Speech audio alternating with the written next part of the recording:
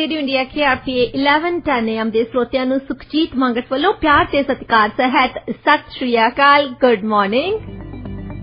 25 ਫਰਵਰੀ 2022 ਤੇ ਸਟੂਡੀਓ ਦੀ ਘੜੀ ਤੇ ਟਾਈਮ ਹੋ ਚੁੱਕਿਆ ਹੈ 7:43 ਇਸ ਦੇ ਨਾਲ ਹੀ ਟਾਈਮ ਹੋ ਚੁੱਕਿਆ ਹੈ ਪ੍ਰੋਗਰਾਮ ਪੰਜਾਬੀ ਆਵਾਜ਼ ਸ਼ੁਰੂ ਕਰਨ ਦਾ। ਇਹ ਪ੍ਰੋਗਰਾਮ ਡਾਕਟਰ ਸ਼ਿੰਦਰ ਪੁਰੇਵਾਲ ਤੇ ਮੇਰੇ ਵੱਲੋਂ ਆਪ ਸਭ ਦੇ ਲਈ ਪੇਸ਼ ਕੀਤਾ ਜਾਂਦਾ ਹੈ Monday to Friday. Radio India ਦੇ ਪ੍ਰੋਗਰਾਮਸ US ਤੇ ਕੈਨੇਡਾ 'ਚ ਤੁਸੀਂ ਸੁਣ ਸਕਦੇ ਹੋ 1110 AM ਤੇ ਦੁਨੀਆ ਭਰ 'ਚ ਸਾਡੇ ਪ੍ਰੋਗਰਾਮ ਸੁਣਨ ਲਈ ਵਿਜ਼ਿਟ ਕਰੋ ਸਾਡੀ ਵੈਬਸਾਈਟ radioindia.ca। ਸਟੂਡੀਓ ਦਾ ਨੰਬਰ ਹੈ 6045929191 6045929191।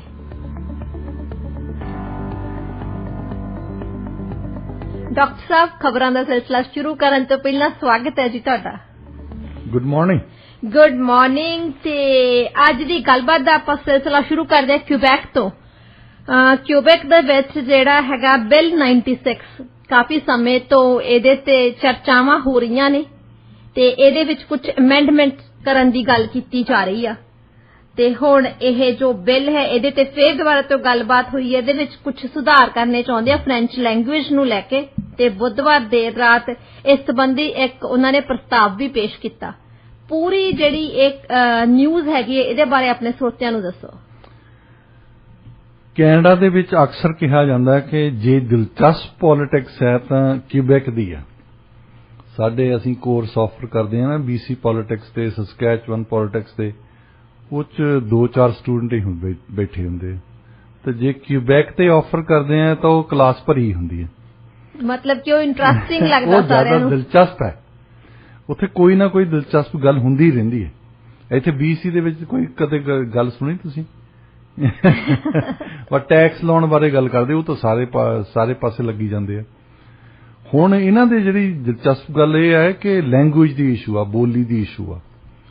ਜਦੋਂ ਰੈਨੇ ਲਵੇਕ ਪਾਰਟੀ ਕਿਊਬੈਕਵਾ ਦੇ ਪ੍ਰੀਮੀਅਰ ਪਹਿਲੀ ਵਾਰ ਬਣੇ ਆ 1976 ਦੇ ਵਿੱਚ, 1977 ਦੇ ਵਿੱਚ ਉਹਨਾਂ ਨੇ ਇੱਕ ਬਿੱਲ ਪਾਸ ਕੀਤਾ, ਬਿੱਲ 101। ਉਹਦੇ ਨਾਲ ਫ੍ਰੈਂਚ ਓਨਲੀ ਅਫੀਸ਼ੀਅਲ ਲੈਂਗੁਏਜ ਬਣਾਈ ਗਈ ਤੇ ਉਹਨਾਂ ਨੇ ਇੰਗਲਿਸ਼ ਦੀਆਂ ਕੰਪਨੀਆਂ ਉੱਥੇ ਨੂੰ ਉਠਾਤੀਆਂ ਸਾਰੀਆਂ। ਹੁਣ ਇਹਨਾਂ ਨੇ ਬਿੱਲ ਨਵਾਂ ਪੇਸ਼ ਕੀਤਾ ਸੀ, ਬਿੱਲ 96। ਪ੍ਰੀਮੀਅਰ ਲਗੋ ਦਾ ਕਹਿਣਾ ਸੀ ਕਿ ਜਿਹੜੀ ਫ੍ਰੈਂਚ ਲੈਂਗੁਏਜ ਆ ਉਹ ਥੱਲੇ ਨੂੰ ਜਾ ਰਹੀ ਆ, ਇਸ ਕਰਕੇ ਸਾਨੂੰ ਜ਼ਰੂਰੀ ਆ ਕਿ ਅਸੀਂ ਕੁਝ ਗੱਲਾਂ ਇਦਾਂ ਦੀਆਂ ਕਰੀਏ ਜਿਹਦੇ ਨਾਲ ਇਹ ਫ੍ਰੈਂਚ ਲੈਂਗੁਏਜ ਸਾਡੀ ਬਚੀ ਰਹੇ। ਸੋ ਉਹਦਾ ਕਰਕੇ ਹੁਣ ਇੱਕ ਵੱਡੀ ਪ੍ਰੋਬਲਮ ਐਜੂਕੇਸ਼ਨ ਦੇ ਵਿੱਚ ਇਹ ਪੈਂਦੀ ਹੈ। ਪਹਿਲੀ ਗੱਲ ਤਾਂ ਇਹ CEGEP ਦੇ ਨਾਲ, CEGEP ਇਹਨੂੰ ਕਹਿੰਦੇ ਆ, training for academic and professional courses. ਜੀ ਜਿਹੜੇ ਪੁਰਾਣੇ ਪੜ੍ਹੇ ਹੋਣੇ ਆ ਇੰਡੀਆ ਦੇ, ਉਹਨਾਂ ਨੂੰ ਯਾਦ ਹੋਣਾ, ਤੁਸੀਂ 10ਵੀਂ ਕਰਦੇ ਹੁੰਦੇ ਸੀ ਤਾਂ ਇੱਕ ਪ੍ਰੀ ਯੂਨੀਵਰਸਿਟੀ ਹੁੰਦੀ ਸੀ ਪਹਿਲਾਂ ਕੋਰਸ, ਇੱਕ ਸਾਲ 10+1+3, ਉਸ ਤੋਂ ਬਾਅਦ 3 ਸਾਲ ਫਿਰ ਤੁਹਾਨੂੰ ਡਿਗਰੀ ਦੇ ਲੱਗਦੇ ਹੁੰਦੇ ਸੀ। ਹੁਣ ਹੈਗਾ 10+2+3, ਰਾਈਟ ਜੀ। ਤੇ ਇਹ ਜਿਹੜਾ ਕਿਊਬੈਕ ਦਾ ਐਜੂਕੇਸ਼ਨ ਸਿਸਟਮ ਹੈ ਉਹ ontario ਦੇ ਨਾਲ ਲੱਗਦਾ ਹੁੰਦਾ ਸੀ।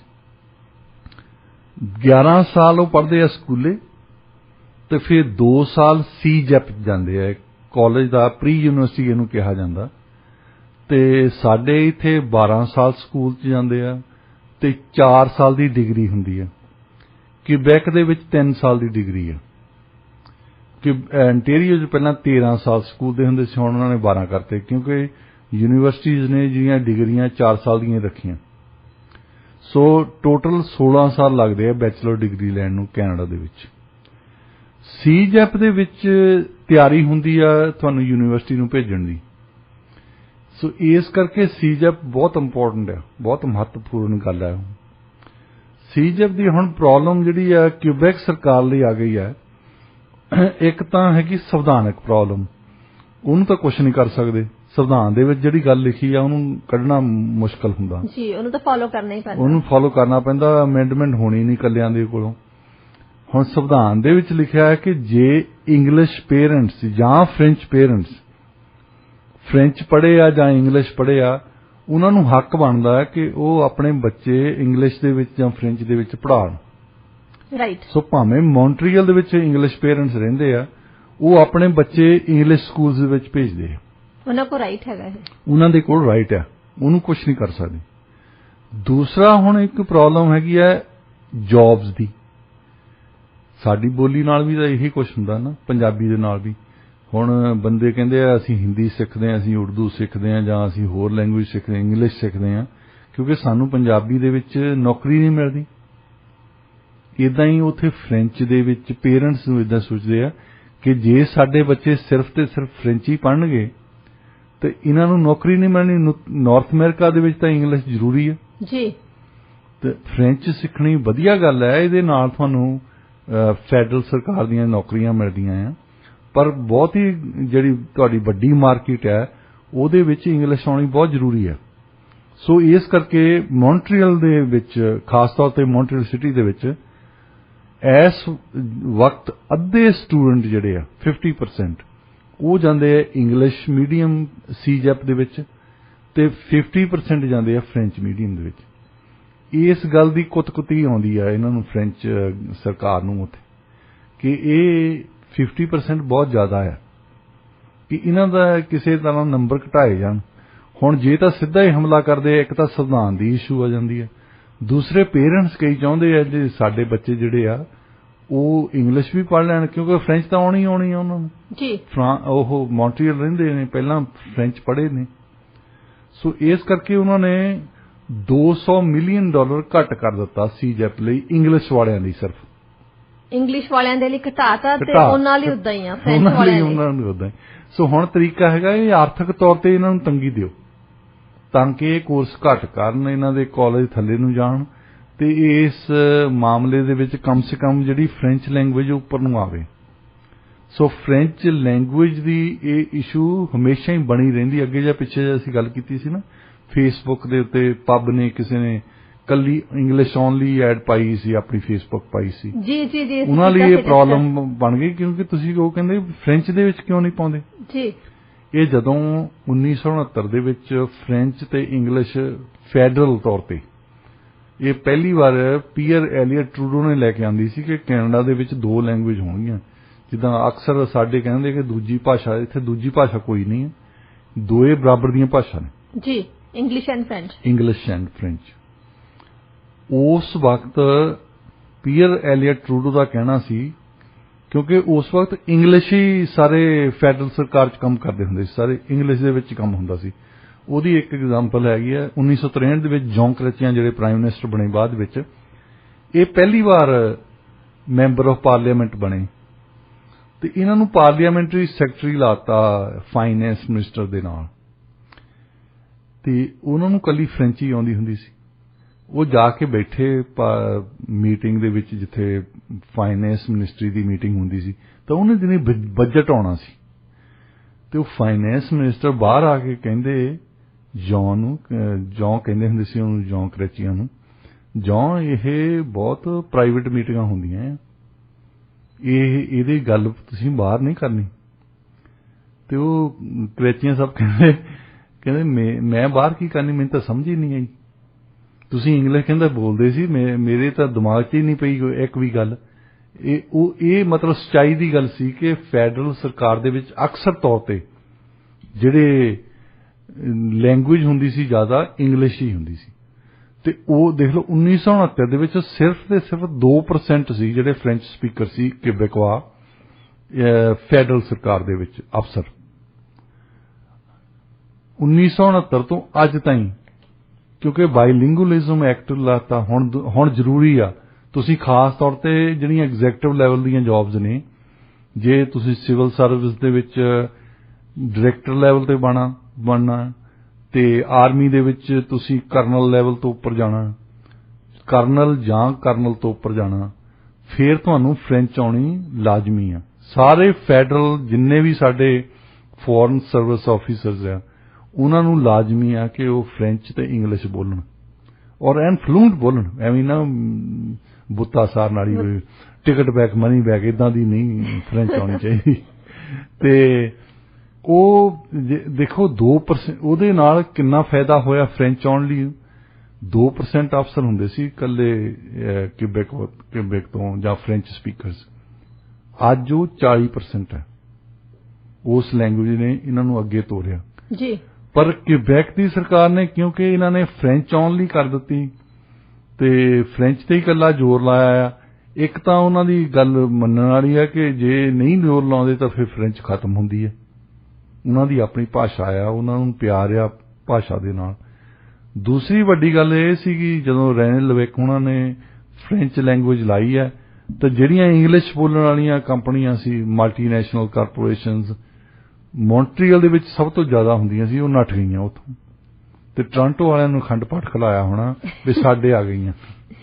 ਜੀ ਬਿਲਕੁਲ, ਉਹ ਆਪਣੇ ਫ੍ਰੈਂਚ ਲੈਂਗੁਏਜ ਦੇ ਲਈ ਤਾਂ ਕਾਫੀ ਕੁਝ ਕਰ ਰਹੇ ਹੈਗੇ ਇਸ ਮੁੱਦੇ ਤੇ ਵੀ, ਤਾਂ ਹੀ ਕਰਕੇ ਸਮੇਂ-ਸਮੇਂ ਤੇ ਗੱਲਬਾਤ ਵੀ ਹੁੰਦੀ ਰਹੀ ਆ ਜੀ। ਕਿਉਂਕਿ ਪ੍ਰੋਵਿੰਸਸ ਦੇ ਕੋਲੇ ਆਈ ਥਿੰਕ ਤੁਸੀਂ ਦੱਸੋ ਕਿ ਪ੍ਰੋਵਿੰਸਸ ਦੇ ਕੋਲੇ ਅਧਿਕਾਰ ਹੁੰਦਾ ਵੀ ਜੇ ਉਹ ਕੋਈ ਵੀ ਇਦਾਂ ਚੇਂਜ ਕਰਨੀ ਚਾਹੁੰਦੇ ਆ, ਕੋਈ ਕਲੌਜ਼ ਵਗੈਰਾ ਇਹੋ ਜਿਹੀ ਹੁੰਦੀ ਹੈ ਵੀ ਜੇ ਲੈਂਗੁਏਜ ਦੇ ਵਿੱਚ ਕੋਈ ਲੋਕੀ ਚਾਹੁੰਦੇ ਹੈਗੇ ਆ ਵੀ ਕਿਸੇ ਪਾਰਟਿਕੂਲਰ ਲੈਂਗੁਏਜ ਦੀ ਲੋਕ ਜ਼ਿਆਦਾ ਹੋਣ, ਉੱਥੇ ਤਾਂ ਕਰ ਸਕਦੇ ਆ ਸੁਧਾਰ। ਜਿਹੜੀਆਂ ਸਰਕਾਰ ਕੈਨੇਡਾ ਦੇ ਵਿੱਚ ਅਫੀਸ਼ੀਅਲੀ ਤੌਰ ਤੇ ਤਾਂ 2 ਹੀ ਲੈਂਗੁਏਜ ਆ, ਚਾਹੇ ਫ੍ਰੈਂਚ ਹੈ ਚਾਹੇ ਇੰਗਲਿਸ਼ ਹੈ ਜੀ।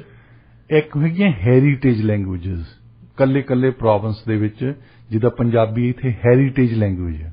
ਇਹਦਾ ਮਤਲਬ ਇੱਥੇ ਪੰਜਾਬੀ ਬੋਲਣ ਵਾਲੇ ਲੋਕ ਵੀ ਰਹਿੰਦੇ ਆ। ਇਹ ਕੋਈ ਨਵੀਂ ਗੱਲ ਨਹੀਂ ਹੈ। ਇੱਥੇ ਪਹਿਲਾਂ ਹੈਰੀਟੇਜ ਲੈਂਗੁਏਜ ਪੜ੍ਹਾਈਆਂ ਜਾਂਦੀਆਂ ਸੀ, ਜਰਮਨ ਪੜ੍ਹਾਉਂਦੇ ਸੀ, ਜਰਮਨ ਪੜ੍ਹਾਉਂਦੇ ਸੀ, ਸਪੈਨਿਸ਼ ਪੜ੍ਹਾਉਂਦੇ ਸੀ, ਰਸ਼ੀਅਨ ਪੜ੍ਹਾਉਂਦੇ ਸੀ। ਤੇ ਇਹ ਐਕਚੁਅਲੀ ਚਾਈਨੀਜ਼ ਕੈਨੇਡੀਅਨਸ ਨੇ ਲੌਬੀ ਕੀਤੀ, ਪੰਜਾਬੀਆਂ ਦੀ ਕੋਈ ਦੇਣ ਨਹੀਂ ਇਹਦੇ ਵਿੱਚ।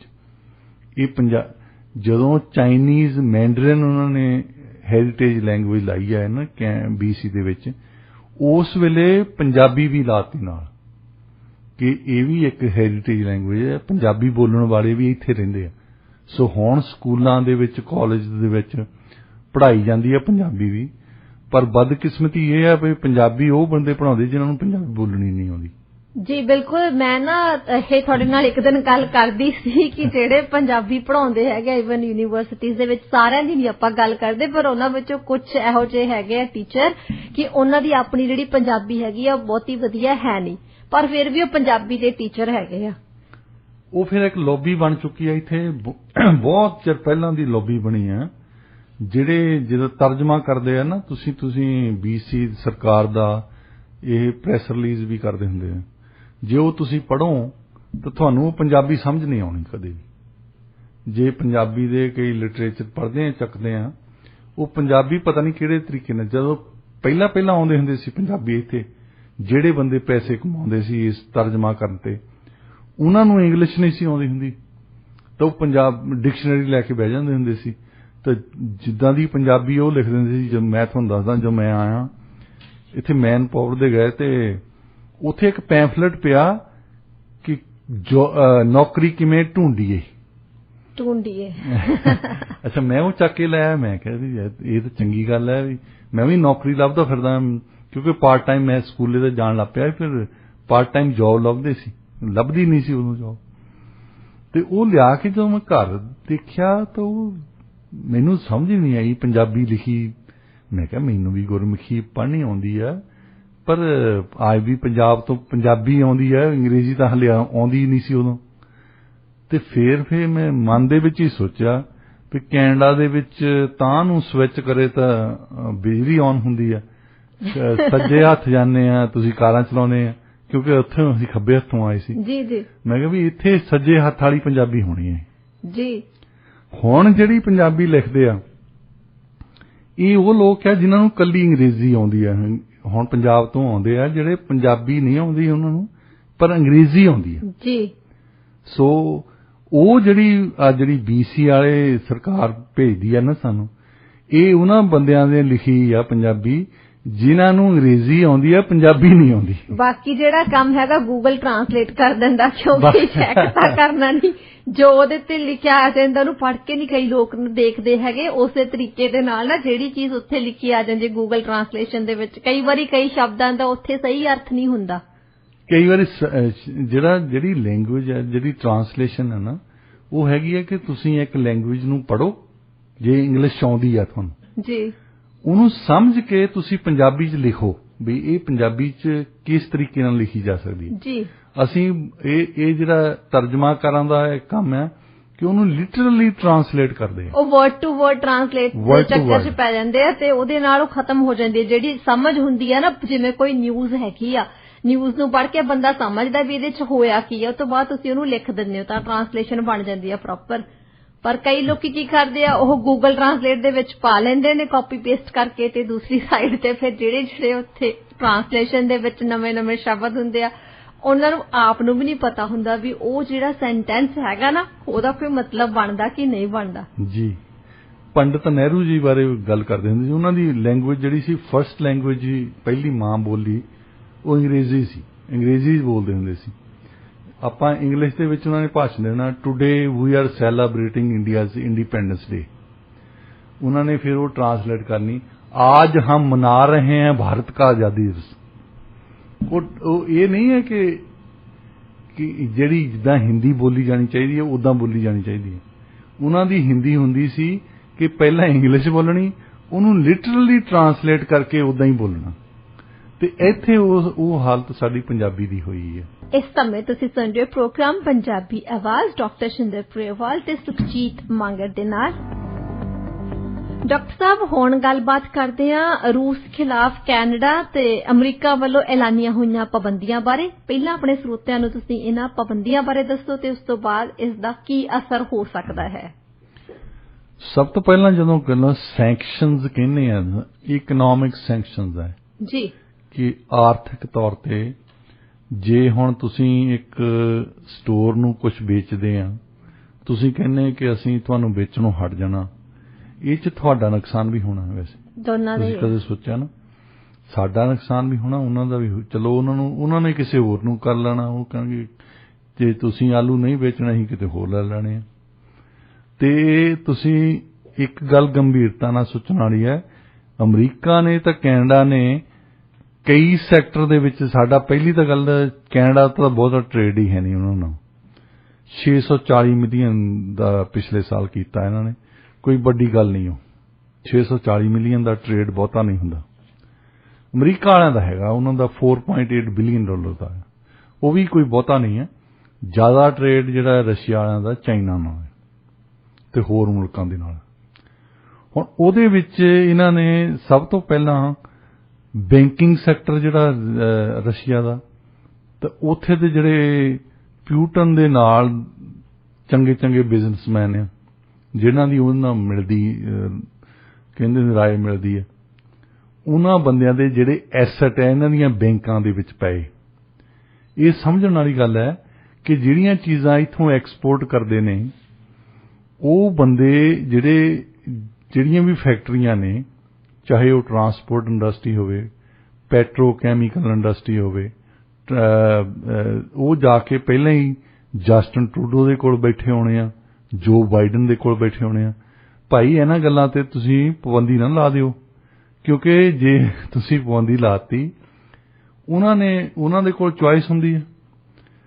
ਸਾਡਾ ਟ੍ਰੇਡ ਉਹਨਾਂ ਦੇ ਨਾਲ ਤਾਂ ਹੀ ਆ ਕਿਉਂਕਿ ਵਰਲਡ ਟ੍ਰੇਡ ਆਰਗੇਨਾਈਜੇਸ਼ਨ ਜ਼ੋਰ ਪਾਉਂਦੀ ਸਾਰੇ ਮੁਲਕਾਂ ਤੇ ਕਿ ਤੁਸੀਂ ਪਾਬੰਦੀਆਂ ਨਾ ਲਾਓ ਟ੍ਰੇਡ ਤੇ, ਓਪਨਲੀ ਟ੍ਰੇਡ, ਫ੍ਰੀ ਟ੍ਰੇਡ ਹੋਣ ਦਿਓ। ਵੈਸੇ ਫ੍ਰੀ ਟ੍ਰੇਡ ਦਾ ਕਨਸੈਪਟ ਉਹ ਪ੍ਰਮੋਟ ਕਰਦੇ ਆ।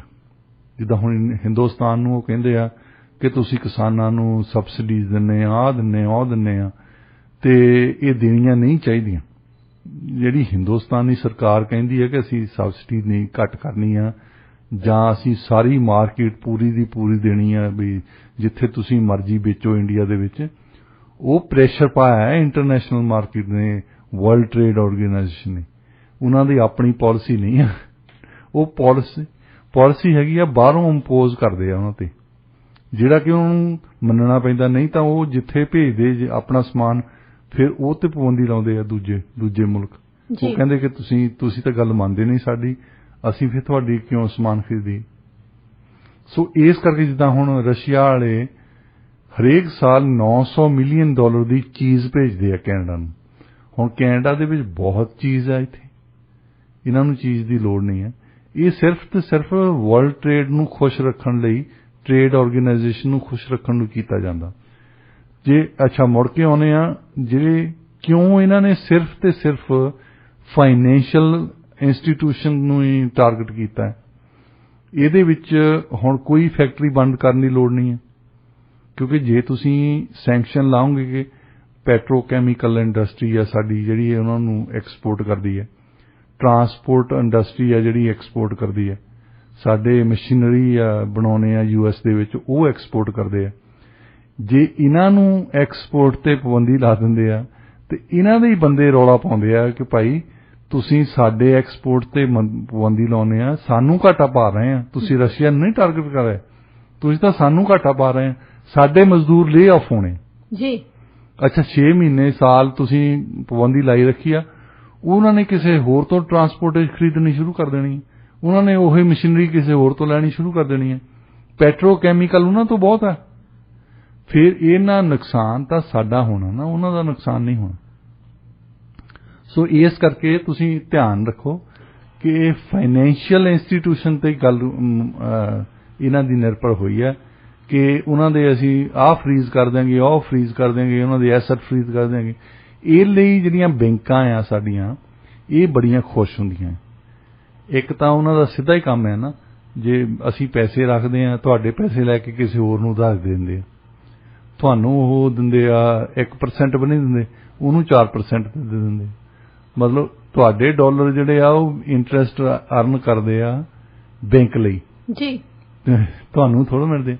ਹੁਣ ਤੁਸੀਂ ਦੇਖਿਆ ਜੇ ਤੁਸੀਂ ਜਦੋਂ ਬੁਨਿਆਦੀ ਪੈਸੇ ਰੱਖਦੇ ਆ ਫਿਰ ਉਹ ਥੋੜਾ ਇੰਟਰਸਟ ਜ਼ਿਆਦਾ ਦਿੰਦੇ ਆ, ਕਿਉਂਕਿ ਉਹਨਾਂ ਨੂੰ ਗਾਰੰਟੀ ਹੁੰਦੀ ਵੀ ਇੰਨਾ ਚਿਰ ਬੰਦੇ ਨੇ ਕਢਾਉਣੇ ਨਹੀਂ, ਉਹ ਪਏ ਰਹਿਣੇ ਉਹਨਾਂ ਟਾਈਮ ਪਏ ਰਹਿਣੇ। ਸੋ ਜਿਹੜੇ ਹੁਣ ਫਾਈਨੈਂਸ਼ਲੀ ਰਸ਼ੀਆ ਦੇ ਐਸੈਟ ਇਹਨਾਂ ਨੇ ਲੈ ਲੈਣੇ ਆ ਜਾਂ ਉਹਨਾਂ ਦੇ ਬੰਦਿਆਂ ਦੇ ਕੁਝ ਐਸੈਟ ਫਰੀਜ਼ ਕਰ ਲੈਣੇ ਆ, ਬੈਂਕਾਂ ਨੂੰ ਸਮਝ ਲਓ ਬੁਨਿਆਦੀ ਪੈਸੇ ਮਿਲ ਗਏ, ਉਹਨਾਂ ਕੋਲੇ ਉਹ ਫਿਕਸ ਹੋ ਗਿਆ, ਉਹਨਾਂ ਤੋਂ ਫਿਕਸ ਹੋ ਗਿਆ, ਉਹ ਤਾਂ ਖੁਸ਼ ਹੋਣੇ ਆ, ਉਹ ਤਾਂ ਬੋਤਲਾਂ ਖੋਲ ਕੇ ਬੈਠੇ ਹੋਣੇ ਆ ਕਿ ਜੋ ਬਾਈਡਨ ਧੰਨਵਾਦ ਤੇਰਾ, ਜਸਟਨ ਟਰੂਡੋ ਧੰਨਵਾਦ ਤੇਰਾ ਤੁਹਾਡਾ, ਅਸੀਂ ਇਹ ਪੈਸੇ ਅੱਗੇ ਦੇਵਾਂਗੇ ਕਿਉਂਕਿ ਇੰਟਰਸਟ ਸਾਨੂੰ ਜ਼ਿਆਦਾ ਆਊਗਾ ਕਿਉਂਕਿ ਹੁਣ ਬੁਨਿਆਦੀ ਹੋ ਗਏ ਆਲਮੋਸਟ। ਜੇ ਇੱਕ ਮਾੜੀ ਜੀ ਗੱਲ ਕੀਤੀ ਹੈ ਜੋ ਬਾਈਡਨ ਨੇ, ਜਸਟਨ ਟਰੂਡੋ ਨੇ ਨਹੀਂ ਕੀਤੀ, ਇਹਨਾਂ ਨੇ ਇਕੱਲਾ ਫਾਈਨੈਂਸ਼ੀਅਲ ਬੈਂਕਾਂ ਦੀ ਗੱਲ ਕੀਤੀ ਹੈ ਵੀ ਅਸੀਂ ਉਹਨਾਂ ਦੇ ਐਸੈਟ ਫਰੀਜ਼ ਕਰਾਂਗੇ। ਇਹਨਾਂ ਨੇ ਕਿਸੇ ਪੈਟਰੋਕੈਮੀਕਲ ਦਾ ਕੋਈ ਟਰਾਂਸਪੋਰਟ ਦਾ ਗੱਲ ਨਹੀਂ ਕੀਤੀ, ਇਹਨਾਂ ਨੇ ਸਿਰਫ ਫਾਈਨੈਂਸ਼ੀਅਲ ਇੰਸਟੀਟਿਊਸ਼ਨ ਦੀ ਸਿਰਫ ਫਾਈਨੈਂਸ਼ੀਅਲ ਇੰਸਟੀਟਿਊਸ਼ਨ ਦੀ ਗੱਲ ਕੀਤੀ ਹੈ। ਜੋ ਬਾਈਡਨ ਨੇ ਨਾਲ ਇਹ ਵੀ ਕਿਹਾ ਹੈ ਹਾਈ ਟੈਕ ਜਿਹੜੀ ਚੀਜ਼ ਭੇਜਦੇ ਆ ਅਸੀਂ ਨਾ, ਮੈਂ ਇੱਥੇ ਹੁਣ ਦੇਖਦਾ ਸੀ ਵੀ ਹਾਈ ਟੈਕ ਕਿਹੜੀ ਚੀਜ਼ ਭੇਜਦੇ ਆ, ਕੋਈ ਨਹੀਂ ਉਹਦਾ ਜ਼ਿਕਰ। ਇੱਕ ਆਈਟਮ ਲਿਖੀ ਆ ਮਿਸਲੇਨੀਅਸ, ਉਹਦਾ ਹੈਗਾ ਟੋਟਲ ਦਿੱਤਾ ਆ ਕਿ 1 ਪੁਆਇੰਟ ਦਾ 5ਵਾਂ ਹਿੱਸਾ 0.2% ਭੇਜਦੇ ਆ। ਉਹ ਚੀਜ਼ ਹੈ ਕਿ ਇਹ ਪਤਾ ਨਹੀਂ, ਇਹ ਨਹੀਂ ਦੱਸਿਆ ਇਹਨਾਂ ਨੇ ਵੀ ਹੈ ਚੀਜ਼ ਕੀ ਆ। ਮਿਸਲੇਨੀਅਸ ਦੇ ਅੰਡਰ ਪਾ ਦਿੱਤਾ ਮਿਸਲੇਨੀਅਸ ਆ ਉਹ। ਤੇ ਇਸ ਕਰਕੇ ਜਿਹੜੇ ਸੈਂਕਸ਼ਨਸ ਆ ਨਾ ਇਹ ਬੜੀ ਚਲਾਕੀ ਆ ਇਹਦੇ ਵਿੱਚ, ਸੈਂਕਸ਼ਨਸ ਦੇ ਵਿੱਚ ਦਿਖਾਵਾ ਇੱਕ ਕਿਸਮ ਦਾ ਦਿਖਾਵਾ ਆ ਕਿ ਕਰਨਾ ਕੁਛ ਨਹੀਂ ਅਸੀਂ, ਤੇ ਉਦਾਂ ਲੋਕਾਂ ਨੂੰ ਕਹਿਣਾ ਜੀ ਸੈਂਕਸ਼ਨ ਲਾ ਤੇ ਅਸੀਂ ਤਾਂ ਉਹਨਾਂ ਨੂੰ ਤੰਗ ਕਰ ਦੇਣਾ। ਉਹ ਕੋਈ ਨਹੀਂ ਤੰਗ ਹੋਣੇ ਉਹ, ਤੇ ਬਾਕੀ ਤੰਗ ਹੋਣਾ ਉਹਨਾਂ ਨੇ ਜਿਨ੍ਹਾਂ ਦੀਆਂ ਤੁਸੀਂ ਫੈਕਟਰੀਆਂ ਇੱਥੇ ਬੰਦ ਕਰਾਉਣ। ਜੇ ਟਰਾਂਸਪੋਰਟ ਬੰਦ ਕਰਨ ਦੇ ਇਹਨਾਂ ਦੀਆਂ ਕਾਰਾਂ ਬੰਦ ਹੋ ਜਾਣੀਆਂ ਸੀ ਜੀ। ਜੇ ਇਹ ਪੈਟਰੋਕੈਮੀਕਲ ਐਕਸਪੋਰਟ ਬੰਦ ਕਰ ਦਿੰਦੇ ਇਹਨਾਂ ਦੀਆਂ ਫੈਕਟਰੀਆਂ ਬੰਦ ਹੋ ਜਾਣੀਆਂ ਸੀ। ਸੋ ਉਹ ਪਹਿਲਾਂ ਹੀ ਬੰਦੇ ਚੱਲ ਗਏ ਹੋਣੇ ਆ ਪੁੱਛਣ ਲਈ। ਜਿੱਦਾਂ ਮੈਂ ਇੱਕ ਐਗਜ਼ਾਮਪਲ ਦਿੰਦਾ, ਮਿਸਾਲ ਦਿੰਦਾ ਤੁਹਾਨੂੰ। ਫਰਜ਼ ਕਰੋ ਕਿ ਮੈਂ ਇੱਥੋਂ ਸ਼ਰਟਸ ਭੇਜਣਾ ਰਸ਼ੀਆ ਨੂੰ, ਫਰਜ਼ ਮਤਲਬ ਇੱਕ ਐਗਜ਼ਾਮਪਲ ਹੀ ਦੇ ਰਿਹਾ ਮੈਂ ਜੀ। ਹੁਣ ਉਸ ਜਿਹੜੀਆਂ 2 ਲੱਖ 3 ਲੱਖ 4 ਲੱਖ ਮੈਂ ਸ਼ਰਟਸ ਭੇਜਦਾ, ਉਹਦਾ ਮੇਰੇ ਦੇਸ਼ ਨੂੰ ਹੀ ਫਾਇਦਾ ਹੁੰਦਾ ਜੀ। ਪਹਿਲਾਂ ਤਾਂ ਕਪਾਹ ਵਾਲੇ ਆ ਜਿਹੜੇ ਫਾਰਮਰ ਆ, ਜਿਹੜੇ ਕਪਾਹ ਉਗਾਉਂਦੇ ਆ, ਉੱਥੋਂ ਕਪਾਹ ਖਰੀਦਦੇ ਆ, ਉਹ ਕਪਾਹ ਨੂੰ ਫਿਰ ਟਰਾਂਸਪੋਰਟ ਕਰਦੇ ਆ। ਟਰਾਂਸਪੋਰਟ ਇੰਡਸਟਰੀ ਵੀ ਸਾਡੇ ਦੇਸ਼ ਦੀ ਆ ਜੀ। ਉਹਨੂੰ ਲੈ ਕੇ ਜਾਂਦੇ ਜਿੱਥੇ ਇੱਕ ਕੱਪੜਾ ਬਣਦਾ ਹੈ, ਕੱਪੜਾ ਸਾਡੇ ਦੇਸ਼ ਦੇ ਵਿੱਚ ਹੀ ਬਣਦਾ ਹੈ। ਉਹ ਫੈਕਟਰੀਜ਼ ਲੱਗੀਆਂ ਹੋਈਆਂ ਨੇ, ਉੱਥੇ ਫੈਕਟਰੀਆਂ ਨੇ ਕੱਪੜਾ ਬਣਾਤਾ, ਉਹ ਕੱਪੜਾ ਫਿਰ ਚੱਕ ਕੇ ਫੇਰ ਟਰਾਂਸਪੋਰਟ ਕਰਦੇ ਆ ਜਿੱਥੇ ਸੀਂਦੇ ਆ ਲੋਕੀ। ਹੁਣ ਸ਼ਰਟਸ ਜਿਹੜੀਆਂ ਕੱਪੜਾ ਇਹ ਉਹਨੂੰ ਕੱਟਣਗੇ, ਉਹਨੂੰ ਸੀਣਗੇ, ਉਹਦੇ ਬਟਨ ਲਾਉਣਗੇ, ਤਾਂ ਹੀ ਜਾ ਕੇ ਸ਼ਰਟ ਬਣਦੀ, ਤਾਂ ਹੀ ਪੂਰੀ ਸ਼ਰਟ ਬਣਨੀ। ਤੇ ਉਹਨੇ ਸ਼ਰਟ ਬਣਾਤੀ ਤੀਜੀ ਫੈਕਟਰੀ ਨੇ।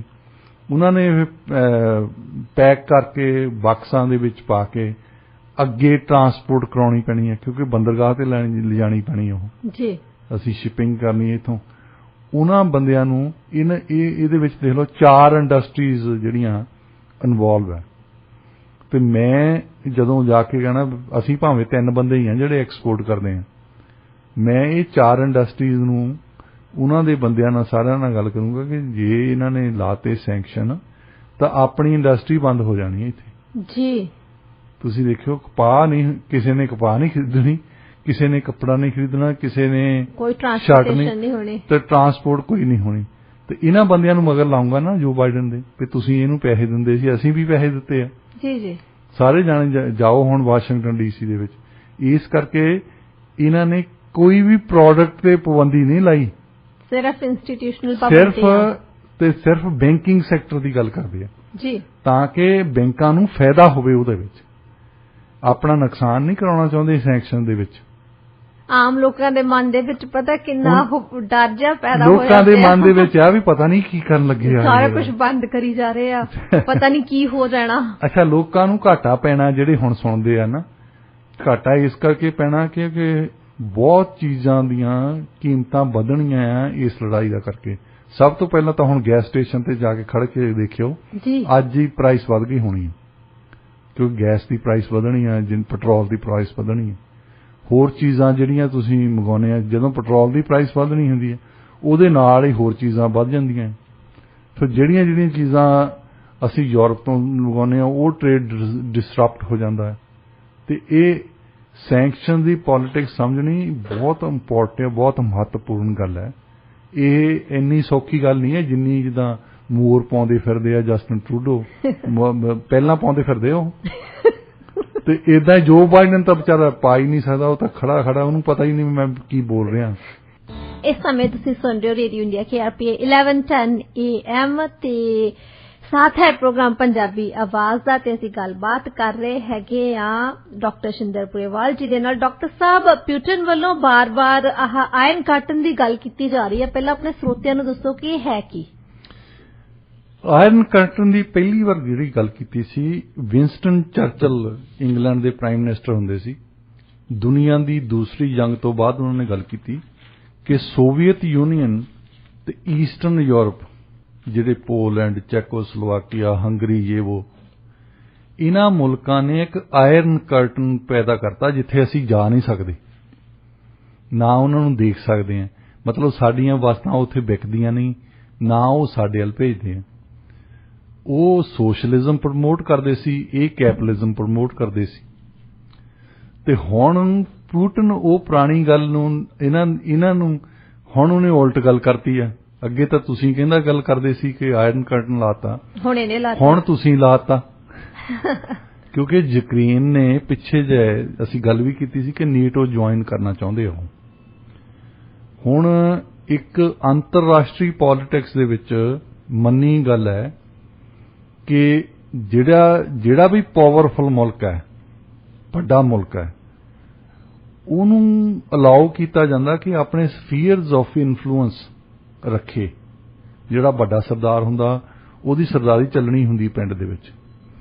ਥੂਸਿਡਿਡਸ ਇੱਕ ਹੁੰਦਾ ਸੀ ਗ੍ਰੀਕ ਫਿਲਾਸਫਰ, ਉਹ ਕਹਿੰਦਾ ਕਿ ਤਕੜਾ ਉਹੀ ਗੱਲ ਕਰਦਾ ਜਿਹੜਾ ਉਹ ਕਰ ਸਕਦਾ, ਮਾੜਾ ਉਹ ਗੱਲ ਸਹਿੰਦਾ ਜਿਹੜੀ ਉਹਨੂੰ ਸਹਿਣੀ ਪੈਂਦੀ ਹੈ। ਇਹ ਕੋਈ ਨਵੀਂ ਗੱਲ ਨਹੀਂ ਹੈ। ਜੇ ਰਸ਼ੀਆ ਪਾਵਰਫੁਲ ਆ, ਉਹਨੇ ਆਪਣੀ ਚਲਾਉਣੀ ਆ ਥੋੜੀ ਜਿਹੀ। ਅਮਰੀਕਾ ਪਾਵਰਫੁਲ ਹੈ, ਇਹਨਾਂ ਨੇ ਚਲਾਉਣੀ ਆ। ਹੁਣ ਰਸ਼ੀਆ ਕੈਨੇਡਾ ਕੱਲ ਨੂੰ ਕਵੇ ਅਸੀਂ ਚੀਨ ਦੇ ਨਾਲ ਸੰਧੀ ਕਰ ਲੈਣੀ ਹੈ, ਚੀਨ ਦੀਆਂ ਫੌਜਾਂ ਇੱਥੇ ਲੈ ਆਉਣੀਆਂ, ਕਦੇ ਅਮਰੀਕਾ ਵਾਲੇ ਅਲਾਉ ਕਰਨਗੇ? ਬਿਲਕੁਲ। ਉਹ ਉਦੋਂ ਹੀ ਜਿਹੜੀ ਡਿਵ ਕਮਾਂਡ ਇੱਥੇ ਲਿਆ ਕੇ ਖੜੀ ਕਰ ਦੇਣਗੇ, ਫੜ ਕੇ ਲਿਆਓ ਜਸਟਿਨ ਟਰੂਡੋ ਨੂੰ। ਇਸ ਕਰਕੇ ਜੇ ਯੂਕਰੇਨ ਨੂੰ ਨੇਟੋ ਦੇ ਮੈਂਬਰ ਬਣਾਉਂਦੇ ਸੀ ਤਾਂ ਉਹ ਆਇਰਨ ਕਰਟਨ ਉਹਦੇ ਰਸ਼ੀਆ ਦੇ ਬਾਰਡਰ ਤੇ ਆ ਕੇ ਡਿੱਗ ਪਿਆ ਸੀ।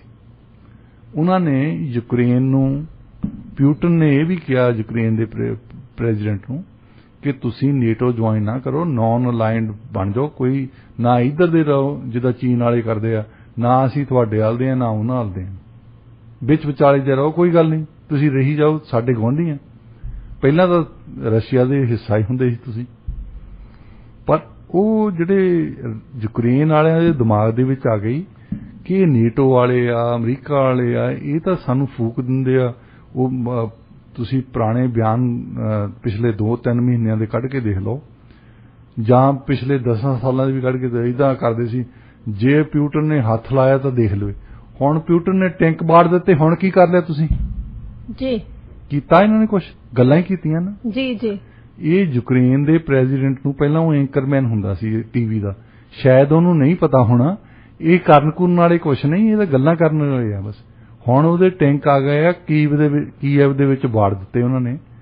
ਤੇ ਹੁਣ ਉਹਨੇ ਅੱਜ ਸਵੇਰੇ ਜਿਹੜੇ ਮੈਸੇਜ ਭੇਜਿਆ ਰਸ਼ੀਆ ਨੂੰ, ਕਹਿੰਦਾ ਅਸੀਂ ਨਾਨ ਅਲਾਈਨਡ ਕੰਟਰੀ ਬਣਨਾ ਚਾਹੁੰਦੇ ਆ, ਤੁਹਾਨੂੰ ਇਹ ਮਨਜ਼ੂਰ ਹੈ ਗੱਲ? ਉਹ ਪਿਊਟਨ ਕਹਿੰਦਾ ਹਾਲੇ ਸੋਚਦੇ ਹਾਂ, ਅਸੀਂ ਗੱਲਬਾਤ ਕਰਦੇ ਹਾਂ। ਮਤਲਬ ਪਹਿਲਾਂ ਅਸੀਂ ਕਹਿੰਦੇ ਸੀ ਤੁਸੀਂ ਨਾਨ ਅਲਾਈਨਡ ਬਣੋ, ਤੁਸੀਂ ਕਹਿੰਦੇ ਸੀ ਨਹੀਂ ਅਸੀਂ ਨੇਟੋ ਜੁਆਇਨ ਕਰਨਾ।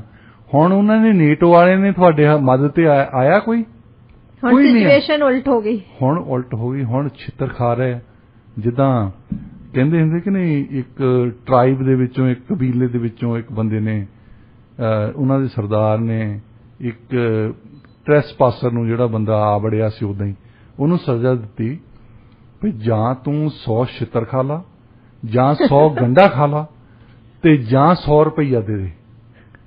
ਉਹ ਬੰਦਾ ਕਹਿੰਦਾ ਵੀ ਹੁਣ ਸੋਚਿਆ ਵੀ 100 ਗੰਢਾ ਖਾ ਲੈਣਾ, ਇਹ ਬਾਕੀ ਚੀਜ਼। ਉਹ ਗੰਢੇ ਖਾਣ ਲੱਗ ਪਿਆ, ਗੰਢੇ ਖਾ ਹੁੰਦੇ। ਹੁਣ ਗੰਢੇ ਦਾ ਅੱਖਾਂ ਬਾਹਰ ਆ ਗਈਆਂ, ਜੀਭ ਫੁੱਲ ਗਈ ਉਹਦੀ, ਥੋੜੇ ਜਿਹੇ ਗੰਢੇ ਖਾਦੇ।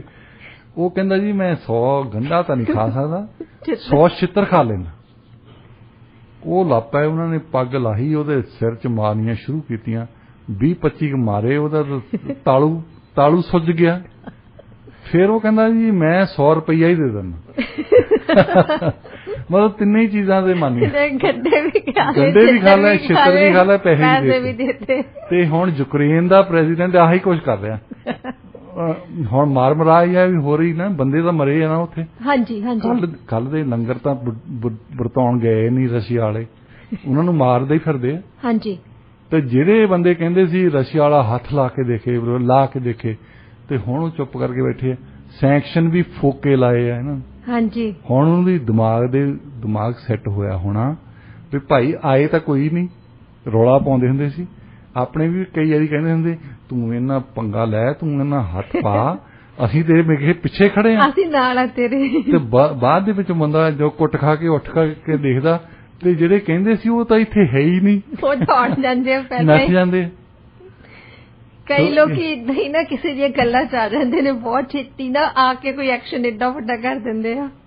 ਸੋ ਹੁਣ ਯੂਕਰੇਨ ਨੇ ਤਾਂ ਇਹ ਲੈਸਨ ਲੈ ਲਿਆ ਨਾ। ਜੀ ਜੀ। ਸਾਰਿਆਂ ਨੂੰ ਲੈਸਨ ਮਿਲ ਗਿਆ, ਛੋਟੇ ਛੋਟੇ ਦੇਸ਼ਾਂ ਨੂੰ, ਕਿ ਤੁਸੀਂ ਪੰਗਾ ਨਾ ਲਓ ਕਿਸੇ ਦੇ ਕਹੇ ਤੇ। ਜੀ। ਤੁਹਾਡੇ ਲਾਗੇ ਇੱਕ ਪਾਵਰਫੁਲ ਕੰਟਰੀ ਆ, 2 ਦੇਸ਼ ਆ ਅਜੇ ਵੀ ਦੁਨੀਆ ਦੇ ਵਿੱਚ ਜਿਹੜੇ ਇੰਨੀ ਨਿਊਕਲੀਅਰ ਆਰਸਨਲ ਲੈ ਕੇ ਬੈਠੇ ਆ, ਅਮਰੀਕਾ ਵਾਲੇ ਤੇ ਰਸ਼ੀਆ ਵਾਲੇ। ਜੀ। ਜੇ ਇਹ ਚਾਹਣ ਅੱਜ ਇਸ ਧਰਤੀ ਨੂੰ 10 ਵਾਰ ਤਬਾਹ ਕਰ ਸਕਦੇ। ਜੀ। ਮਤਲਬ ਇਹਨਾਂ ਦੇ ਕੋਲ ਇੰਨੀ ਪਾਵਰ ਹੈ। ਔਰ ਦੂਜੀਆਂ ਆਮ ਜਿਹੜੀਆਂ ਮਿਲਟਰੀ ਫੋਰਸਸ ਆ ਉਹਨਾਂ ਦੇ ਕੋਲ ਬਹੁਤ ਹੈ। ਯੂਕਰੇਨ ਵਾਲਿਆਂ ਦੇ ਉਹਨਾਂ ਨੇ ਇੱਕ ਦਿਨ 'ਚ ਹੀ ਹੱਥ ਖੜੇ ਕਰਾਤੇ। ਪਹਿਲਾਂ ਸਭ ਕੁਝ ਕਹਿੰਦੇ ਸੀ, ਹੁਣ ਉਹ ਮੰਨਦੇ ਆ। ਜੀ ਬਿਲਕੁਲ। ਸੋ ਆਹ ਗੱਲ ਹੋਈ ਹੈ ਆਇਰਨ ਕਰਟਨ ਦੀ। ਇਹ ਯੂਕਰੇਨ ਵਾਲੇ ਸੋਚਦੇ ਸੀ ਵੀ ਆਇਰਨ ਕਰਟਨ ਉੱਥੇ ਹੀ ਰਹੂਗਾ, ਉਹਨਾਂ ਨੇ ਪਿੱਛੇ ਨੂੰ ਧੱਕ ਦਿੱਤਾ। ਜੀ ਬਹੁਤ ਵਧੀਆ ਤਰੀਕੇ ਨਾਲ ਤੁਸੀਂ ਸਮਝਾਇਆ। ਤੇ ਹੁਣ ਟਾਈਮ ਹੋ ਚੁੱਕਿਆ, ਅੱਜ ਹੈਗਾ ਫਰਾਈਡੇ, ਤੇ ਫਰਾਈਡੇ ਵਾਲੇ ਦਿਨ ਫਿਰ ਆਪਾਂ 8:30 ਵਜੇ ਸੁਣਾਉਣੇ ਹੁੰਦੇ ਆ ਕਹਾਣੀ। ਜੀ ਜੀ। ਤੇ ਟਾਈਮ ਹੋ ਚੁੱਕਿਆ ਕਹਾਣੀ ਦਾ, ਤੇ ਮੈਂ ਬਹੁਤ ਜ਼ਿਆਦਾ ਬੇਸਬਰੀ ਨਾਲ ਉਡੀਕ ਕਰ ਰਹੀ ਹਾਂ ਤੁਹਾਡੀ ਕਹਾਣੀ ਦੀ। ਜਿਵੇਂ ਕਿ ਤੁਸੀਂ ਪਿਛਲੇ ਹਫ਼ਤੇ ਵੀ ਬੜੀ ਵਧੀਆ ਕਹਾਣੀ ਸੁਣਾਈ ਸੀ, ਇਸ ਵਾਰੀ ਦੱਸੋ ਕਿਹੜੀ ਕਹਾਣੀ ਸੁਣਾ ਰਹੇ ਹੋ ਸਾਨੂੰ? ਅੱਜ ਜੁਮੇ ਵਾਲਾ ਦਿਨ ਹੈ, ਵਾਕਿਆ ਗੱਲ ਠੀਕ ਹੈ, ਅਸੀਂ ਕਹਾਣੀ ਸੁਣਾਉਣੀ ਹੈ। ਅੱਜ ਹੈਗੀ ਹੈ ਗੱਲ ਆਲਸੀ ਬੰਦਿਆਂ ਦੀ, ਜਿਹੜੇ ਲੇਜ਼ੀ ਬੰਦੇ ਹੁੰਦੇ ਆ। ਹੁਣ ਅਸੀਂ ਅਕਸਰ ਕਹਿੰਦੇ ਆ ਕਿ ਅਗਲੀ ਜਨਰੇਸ਼ਨ ਹੈ, ਅਗਲੀ ਪੀੜ੍ਹੀ ਹੈ ਲੇਜ਼ੀ ਹੋ ਗਈ, ਇਹ ਉਹ ਸੁੱਤੇ ਹੀ ਨਹੀਂ ਉੱਠਦੇ। ਇੱਕ ਦੋਸਤ ਨੇ ਮੈਨੂੰ ਇੰਡੀਆ 'ਚ ਜੋਕ ਵੀ ਸੁਣਾਇਆ ਸੀ। ਉਹ ਕਹਿੰਦਾ ਕਿ ਕੋਈ ਸ਼ਹਿਰ ਦੇ ਵਿੱਚ ਬੱਚਾ ਕੋਈ ਸਕੂਲ ਮਤਲਬ ਕਾਲਜ ਪੜ੍ਹਦਾ ਹੈ ਮੁੰਡਾ, ਤਾਂ ਉਹ ਆਪਣੇ ਕਮਰੇ 'ਚ ਸੁੱਤਾ ਪਿਆ, ਤਾਂ ਉਹ ਦੁਪਹਿਰਾ ਦਿੰਦਾ ਆਇਆ, 12 ਵਜੇ ਆ, ਅੰਦਰੋਂ ਆਵਾਜ਼ਾਂ ਮਾਰਿਆ, ਪਾਪਾ ਮੈਨੂੰ ਪਾਣੀ ਦਾ ਗਲਾਸ ਦੇ ਜਾਓ। ਤੇ ਉਹਦਾ ਫਿਰ ਹੁਣ ਪੰਜਾਬੀ ਬੰਦਾ ਆ, ਉਹ ਬੰਦਾ ਕਹਿੰਦਾ ਉਹ ਛਿੱਤਰ ਮਾਰਨੇ, ਮੈਂ ਤੇਰੇ ਥੱਪੜ ਮਾਰਨੇ ਆ। ਉਹ ਕਹਿੰਦਾ ਇਹ ਪਾਪਾ ਜੀ, ਕਹਿੰਦਾ ਜੇ ਤੁਸੀਂ ਥੱਪੜ ਮਾਰਨ ਆਉਣਾ ਹੀ ਤਾਂ ਪਾਣੀ ਦਾ ਗਲਾਸ ਵੀ ਲੈ ਆਓ। ਹਾਈਟ ਆਫ ਲੇਜ਼ੀਨੈਸ ਹੈ ਨਾ। ਸੋ ਇਦਾਂ ਦੀ ਕਹਾਣੀ ਹੈ ਇੱਕ। ਠੀਕ ਹੈ ਜੀ, ਜ਼ਰੂਰ। ਇੱਕ ਬੰਦਾ ਆਲਸੀ ਬਹੁਤ ਹੈ, ਛੋਟਾ ਮੁੰਡਾ ਆ 17-18 ਸਾਲ ਦਾ, ਤੇ ਉਹ ਇੱਕ ਤਾਂ ਆਲਸੀ ਆ, ਦੂਸਰਾ ਉਹਨੂੰ ਕਿਸੇ ਨੇ ਦੱਸ ਦਿੱਤਾ ਵੀ ਕਈ ਵਾਰੀ ਕਿਸਮਤ ਜਾਗ ਪੈਂਦੀ ਹੁੰਦੀ ਹੈ। ਇਹ ਪਤਾ ਨਹੀਂ ਲੱਗਦਾ, ਕੋਈ ਬੰਦਾ ਬਿਲਕੁਲ ਗਰੀਬ ਹੁੰਦਾ ਇੱਕਦਮ ਅਮੀਰ ਬਣ ਜਾਂਦਾ, ਕੋਈ ਬਾਦਸ਼ਾਹ ਬਣ ਜਾਂਦਾ। ਕਿਸਮਤ ਜਿਹਦੀ ਜਾਗ ਪਈ ਉਹਦੇ ਅੱਗੇ ਤਾਂ ਰੱਬ ਵੀ ਝੁਕ ਜਾਂਦਾ। ਉਹਦੇ ਦਿਮਾਗ ਦੇ ਵਿੱਚ ਇਹ ਗੱਲ ਪੈ ਗਈ ਕਿ ਮੇਰੀ ਵੀ ਕਿਸਮਤ ਇੱਕ ਨਾ ਇੱਕ ਦਿਨ ਖੁੱਲਣੀ ਹੈ ਜ਼ਰੂਰ। ਉਹਨੇ ਫਿਰ ਜਿਹੜਾ ਮੰਜਾ ਧੁੱਪੇ ਪਿਆ ਹੋਣਾ ਧੁੱਪੇ ਜਾ ਕੇ ਸੌ ਜਾਣਾ, ਜਦੋਂ ਧੁੱਪ ਜ਼ਿਆਦਾ ਲੱਗਣੀ ਜਿਹੜਾ ਮੰਜਾ ਛਾਵੇਂ ਪਿਆ ਹੋਣਾ ਉੱਥੇ ਜਾ ਕੇ ਸੌ ਜਾਣਾ। ਸੁੱਤਾ ਹੀ ਰਹਿੰਦਾ, ਘਰੇ ਹਿੱਲਣਾ ਹੀ ਨਹੀਂ ਵੀ ਇੱਕ ਦਿਨ ਮੇਰੀ ਕਿਸਮਤ ਜਾਗਣੀ ਹੈ। ਇਹ ਦਿਮਾਗ ਦੇ ਵਿੱਚ ਆ ਗਿਆ ਉਹਦਾ। ਤੇ ਉਹਦਾ ਪਿਓ ਵਿਚਾਰਾ ਕੰਮ ਕਰਦਾ, ਉਹਨੂੰ ਕੋਈ ਬਿਮਾਰੀ ਲੱਗੀ, ਉਹ ਸਵਰਗਵਾਸ ਹੋ ਗਿਆ।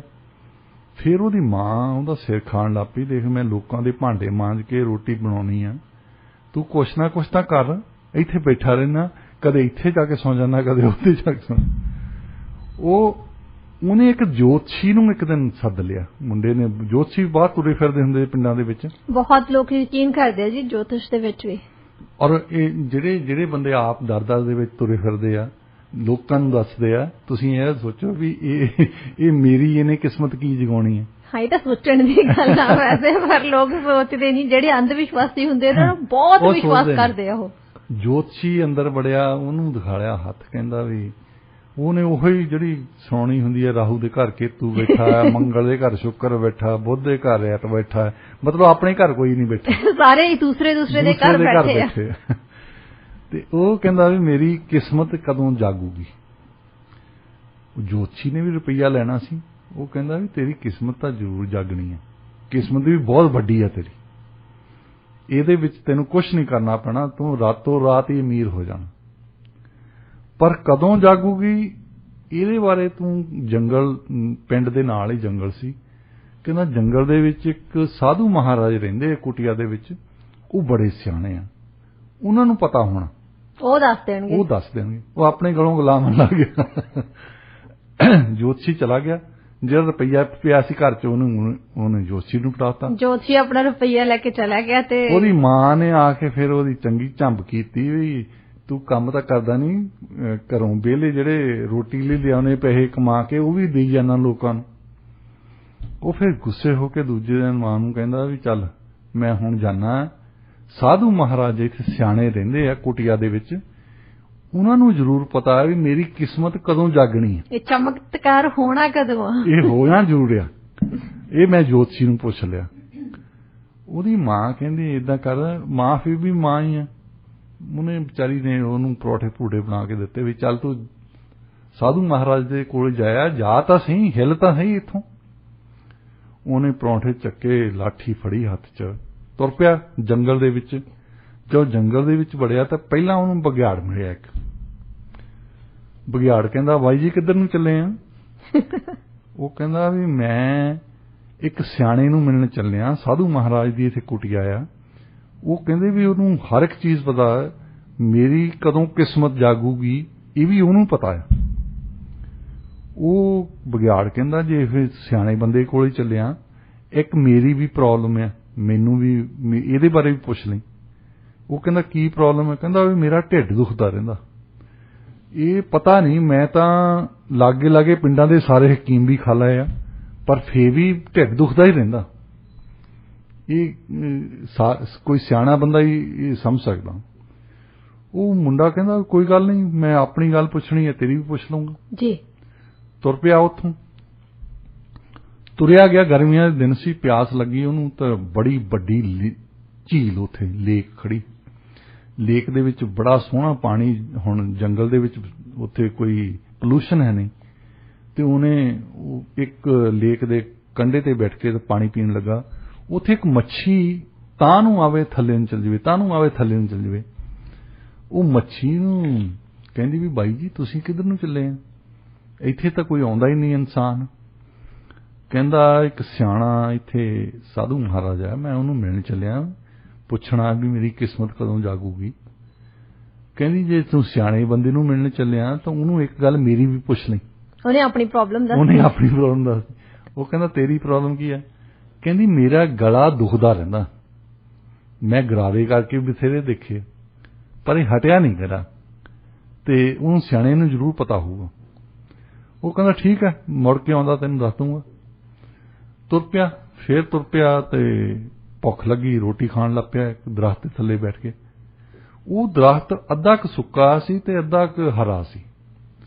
ਉਹ ਜਦੋਂ ਤੁਰਨ ਲੱਗਾ ਤੇ ਉਹ ਦਰਖਤ ਨੇ ਪੁੱਛ ਲਿਆ, ਬਾਈ ਜੀ ਕਿੱਧਰ ਨੂੰ ਚੱਲੇ ਆ?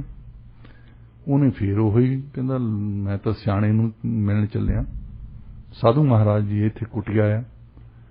ਉਹ ਕਹਿੰਦਾ ਜੇ ਤੂੰ ਸਿਆਣੇ ਨੂੰ ਮਿਲਣ ਚੱਲਿਆ, ਉਹਨੂੰ ਪੁੱਛੀ ਵੀ ਬਾਕੀ ਦੇ ਇੱਥੇ ਆਲੇ ਦੁਆਲੇ ਦੇ ਜਿੰਨੇ ਦਰਖਤ ਆ ਉਹ ਹਰੇ ਆ, ਮੇਰੀ ਟਾਹਣੀ ਕੋਈ ਨਾ ਕੋਈ ਸੁੱਕਦੀ ਰਹਿੰਦੀ ਆ, ਸੁੱਕੀ ਜਾਣਾ ਮੈਂ, ਇਹਦਾ ਕੀ ਕਾਰਨ ਹੈ? ਉਹ ਕਹਿੰਦਾ ਫਿਕਰ ਨਾ ਕਰ, ਮੈਂ ਬਾਕੀਆਂ ਦੀਆਂ ਗੱਲਾਂ ਪੁੱਛਣੀਆਂ ਤੇਰੀ ਵੀ ਪੁੱਛ ਲਊਂ, ਹੋਰ ਬਾਕੀ ਸਾਰਿਆਂ ਦੀਆਂ ਪ੍ਰੋਬਲਮ। ਉਹ ਤੁਰਿਆ ਗਿਆ। ਜਦੋਂ ਸ਼ਾਮ ਜੀ ਪਈ ਤਾਂ ਉਹ ਇੱਕ ਕੁਟਿਆ ਦਿਸੀ ਜਿੱਥੇ ਦੀਵਾ ਜਗੇ। ਉਹ ਜਾ ਕੇ ਬਹਿ ਗਿਆ ਤੇ ਸਾਧੂ ਮਹਾਰਾਜ ਜਿਹੜੇ ਸੀ ਸਿਆਣੇ, ਉਹ ਆਪਣੀ ਕੋਈ ਭਗਤੀ ਕਰ ਰਹੇ ਸੀ। ਉਹ ਜਾ ਕੇ ਮੂਹੜੇ ਤੇ ਬਹਿ ਗਿਆ। ਉਹਨਾਂ ਨੇ ਫਿਰ ਭਗਤੀ ਕਰਕੇ ਖਤਮ ਕਰਕੇ ਤਾਂ ਉਹਨਾਂ ਨੂੰ ਪੁੱਛਿਆ ਵੀ ਤੇਰੀ ਕੀ ਪ੍ਰੋਬਲਮ ਹੈ? ਸਭ ਤੋਂ ਪਹਿਲਾਂ ਤਾਂ ਉਹਨੇ ਆਪਣੀ ਪੁੱਛਿਆ ਵੀ ਮੈਨੂੰ ਦੱਸਿਆ ਕਿਸੇ ਨੇ ਵੀ ਤੇਰੀ ਕਿਸਮਤ ਜਾਗਣੀ ਹੈ।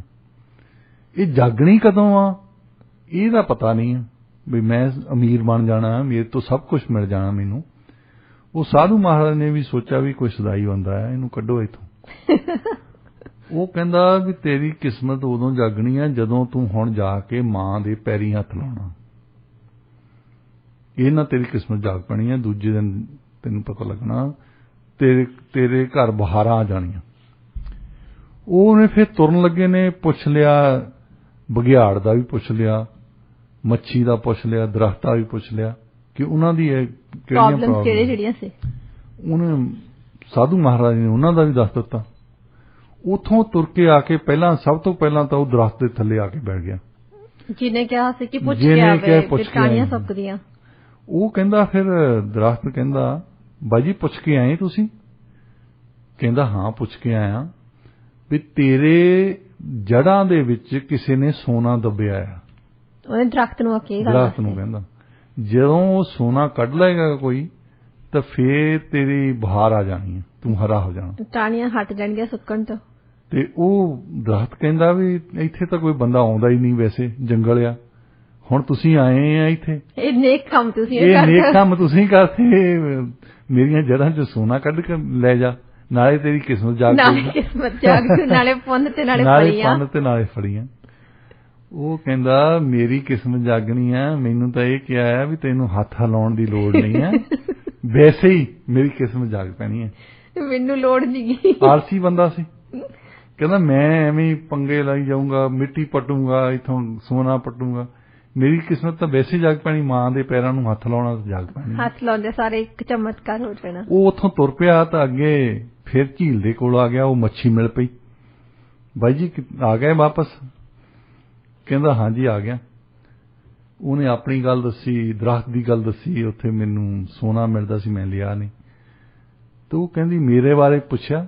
ਕਹਿੰਦਾ ਪੁੱਛਿਆ ਵੀ ਤੇਰੇ ਗਲ ਦੇ ਵਿੱਚ ਇੱਕ ਹੀਰਾ ਫਸਿਆ ਆ, ਉਹ ਹੀਰਾ ਜਿੰਨਾ ਚਿਰ ਨਹੀਂ ਨਿਕਲਦਾ ਉਹਨਾਂ ਚਿਰ ਤੇਰਾ ਗਲ ਤੇਰਾ ਦੁਖਦਾ ਹੀ ਰਹਿਣਾ, ਉਹਦੀ ਪ੍ਰੋਬਲਮ ਰਹਿਣੀ ਆ, ਤੇਰੀ ਇਹ ਪ੍ਰੋਬਲਮ ਆ। ਉਹ ਕਹਿੰਦੀ ਇੱਥੇ ਅਗੇਨ ਵੀ ਇੱਥੇ ਤਾਂ ਕੋਈ ਆਉਂਦਾ ਹੀ ਨਹੀਂ ਬੰਦਾ, ਤੁਸੀਂ ਆਏ ਆ, ਨਾਲੇ ਤਾਂ ਤੁਹਾਡੀ ਕਿਸਮਤ ਜਾਗੂਗੀ, ਹੀਰਾ ਮਿਲ ਜੂਗਾ, ਤੂੰ ਏਦਾਂ ਕਰ ਮੇਰੇ ਹੱਥ ਪਾ ਤਾਂ ਕੱਢ ਦੇ ਹੀਰਾ ਕੱਢ ਦੇ ਵਿੱਚੋਂ। ਉਹਨੇ ਮਨ ਤੇ ਸੋਚਿਆ, ਆਲਸੀ ਬੰਦਾ ਸੀ, ਕਹਿੰਦਾ ਇਹ ਤਾਂ ਕੰਮ ਆ, ਕੰਮ ਕਰੇ ਤਾਂ ਬੰਦਿਆਂ ਦੀ ਕਿਸਮਤ ਜਾਗ ਹੀ ਪੈਂਦੀ ਆ, ਮੇਰੀ ਤਾਂ ਉਦਾਂ ਹੀ ਜਾਗਣੀ ਹੈ, ਕਿਉਂਕਿ ਜੋਤਿਸ਼ ਨੇ ਕਿਹਾ ਹੋਇਆ ਸੀ ਤਾਂ ਕਰਕੇ। ਉਹ ਤੁਰ ਕਹਿੰਦਾ ਮੈਂ ਨਹੀਂ ਕੱਢਣਾ ਹੀਰਾ, ਦੱਸ ਦਿੱਤਾ। ਅੱਗੇ ਚਲ ਗਿਆ। ਅੱਗੇ ਜਦੋਂ ਬਘਿਆੜ ਮਿਲ ਪਿਆ, ਉਹਨੇ ਪੁੱਛਿਆ ਵੀ ਬਾਈ ਜੀ ਕਿੱਥੋਂ ਆ ਗਏ ਵਾਪਸ? ਉਹ ਕਹਿੰਦਾ ਆ ਗਏ ਵਾਪਸ। ਉਹਨੂੰ ਦੱਸਿਆ ਉਹਨੇ, ਕਹਿੰਦਾ ਮੈਨੂੰ ਦਰਖਤ ਨੇ ਆਹ ਗੱਲ ਕਹੀ ਸੀ, ਮੱਛੀ ਨੇ ਆਹ ਗੱਲ ਕਹੀ ਸੀ, ਮੈਂ ਸੋਨਾ ਵੀ ਛੱਡਿਆ ਆ, ਮੱਛੀ ਦੇ ਹੀਰਾ ਵੀ ਛੱਡਤਾ, ਕਿਉਂਕਿ ਉਹ ਕੰਮ ਆ। ਮੈਨੂੰ ਤਾਂ ਸਾਧੂ ਮਹਾਰਾਜ ਨੇ ਇਹ ਕਿਹਾ ਵੀ ਤੂੰ ਮਾਂ ਦੇ ਪੈਰੀਂ ਹੱਥ ਲਾਉਣਾ ਜਾ ਕੇ ਜਦੋਂ, ਤੇ ਉਦੋਂ ਤੇਰੀ ਕਿਸਮਤ ਜਾਗ ਪੈਣੀ ਹੈ। ਉਹ ਕਹਿੰਦਾ ਵੀ ਮੇਰੇ ਬਾਰੇ ਪੁੱਛਿਆ? ਕਹਿੰਦਾ ਹਾਂ ਤੇਰੇ ਬਾਰੇ ਵੀ ਪੁੱਛਿਆ। ਕਹਿੰਦਾ ਮੇਰਾ ਕੀ ਰਾਜ ਹੈ? ਉਹ ਕਹਿੰਦਾ ਵੀ ਉਹ ਸਾਧੂ ਮਹਾਰਾਜ ਕਹਿੰਦੇ ਸੀ ਵੀ ਜੇ ਦੁਨੀਆ ਦਾ ਸਭ ਤੋਂ ਆਲਸੀ ਬੰਦਾ ਖਾਣੇ ਤੋਂ, ਤਾਂ ਫਿਰ ਤੇਰਾ ਢਿੱਡ ਠੀਕ ਹੋ ਜਾਣਾ। ਤੇ ਉਹ ਵਿਗਿਆਨ ਨੇ ਸੋਚਿਆ ਵੀ ਜਿਹੜਾ ਬੰਦਾ ਸੋਨਾ ਨਹੀਂ ਪੱਟ ਸਕਿਆ, ਜਿਹੜਾ ਬੰਦਾ ਕਿਸੇ ਦੇ ਗਲ ਚੋਂ ਹੀਰਾ ਨਹੀਂ ਕੱਢ ਸਕਿਆ, ਇਦੋਂ ਵਧੀਆ ਆਲਸੀ ਬੰਦਾ ਤਾਂ ਵੱਧ ਹੋਣਾ ਨਹੀਂ ਕੋਈ, ਉਹ ਤੋਂ ਵੱਧ ਕੋਈ ਨਹੀਂ ਹੋਊਗਾ। ਉਹਨੇ ਝਪਟ ਮਾਰੀ, ਉਹਨੂੰ ਫੜ ਲਿਆ, ਮਾਰਿਆ ਤੇ ਖਾ ਲਿਆ। ਮਾਂ ਦੇ ਪੈਰੀਂ ਹੱਥ ਕਿੱਥੋਂ ਲਾਉਣਾ ਸੀ ਉਹਨੇ? ਸੋ ਆਲਸੀ ਜਿਹੜੇ ਬੰਦੇ ਆ ਨਾ, ਜਿਨ੍ਹਾਂ ਨੇ ਇਹ ਸੋਚਿਆ ਵੀ ਅਸੀਂ ਕੁਛ ਨਹੀਂ ਕਰਨਾ, ਜਿਹੜਾ ਕਹਿੰਦੇ ਹੁੰਦੇ ਆਲਸੀ ਬੰਦਾ ਬਾਹਰ ਬੈਠਾ ਸੀ ਕਿਤੇ, ਤੇ ਉਹ ਦੂਜਿਆਂ ਨੂੰ ਖੂਬੀ ਨਾਲ ਦੱਸ ਰਿਹਾ, ਕਹਿੰਦਾ ਮੀਂਹ ਪੈਣ ਲੱਗ ਪਿਆ, ਛਤਰੀ ਮੇਰੇ ਕੋਲ ਸੀ, ਫਿਰ ਮੈਂ ਤਾਣੀ ਨਹੀਂ ਛਤਰੀ, ਕਿਉਂਕਿ ਉਹ ਕੰਮ ਆ, ਉਹ ਛਤਰੀ ਖੋਲਣੀ ਪੈਣੀ ਸੀ। ਕਹਿੰਦਾ ਮੈਂ 2 ਘੰਟੇ ਬੈਠਾ ਰਿਹਾ, ਆਪੇ ਹਟ ਗਿਆ ਮੀਂਹ।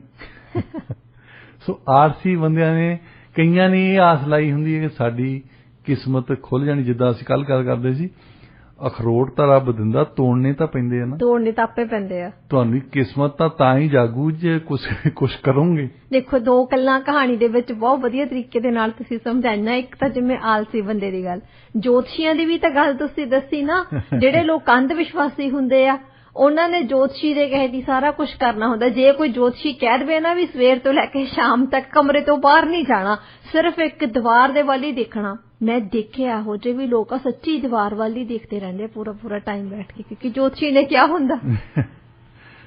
ਪਹਿਲੀ ਗੱਲ ਤਾਂ ਵੈਸੇ ਦੇਖਣੀ ਚਾਹੀਦੀ ਹੈ ਕਿ ਜਿਹੜਾ ਬੰਦਾ ਮੈਨੂੰ ਦੱਸ ਰਿਹਾ ਕਿਸਮਤ, ਇਹ ਕੀ ਕਰ ਰਿਹਾ ਜੀ। ਅਕਸਰ ਬੰਦਾ ਉਹ ਬੈਠਾ ਹੁੰਦਾ ਜਿਹਨੇ ਹਲੇ ਕਿਰਾਇਆ ਨਹੀਂ ਦਿੱਤਾ ਹੁੰਦਾ। ਉਹ ਉਡੀਕਦਾ ਹੁੰਦਾ ਵੀ ਇਹ ਮੈਨੂੰ $5 ਦੇ ਕੇ ਜਾਊਗਾ ਤਾਂ ਦੇਵਾਂਗਾ ਜੀ।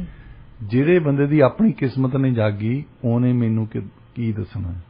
ਨਾਲੇ ਇੱਕ ਹੋਰ ਵੀ ਗੱਲ ਹੈ ਨਾ, ਜੋਤਸ਼ੀਆਂ ਨੂੰ ਪਤਾ ਹੁੰਦਾ, ਜਦੋਂ ਆਪਾਂ ਵੀ ਨਾਰਮਲੀ ਜੇ ਕਿਸੇ ਨਾਲ ਗੱਲ ਕਰ ਲਈਏ, ਆਪਾਂ ਨੂੰ ਕਿਸੇ ਦੀ ਨੇਚਰ ਪਤਾ ਲੱਗ ਜਾਂਦੀ ਆ।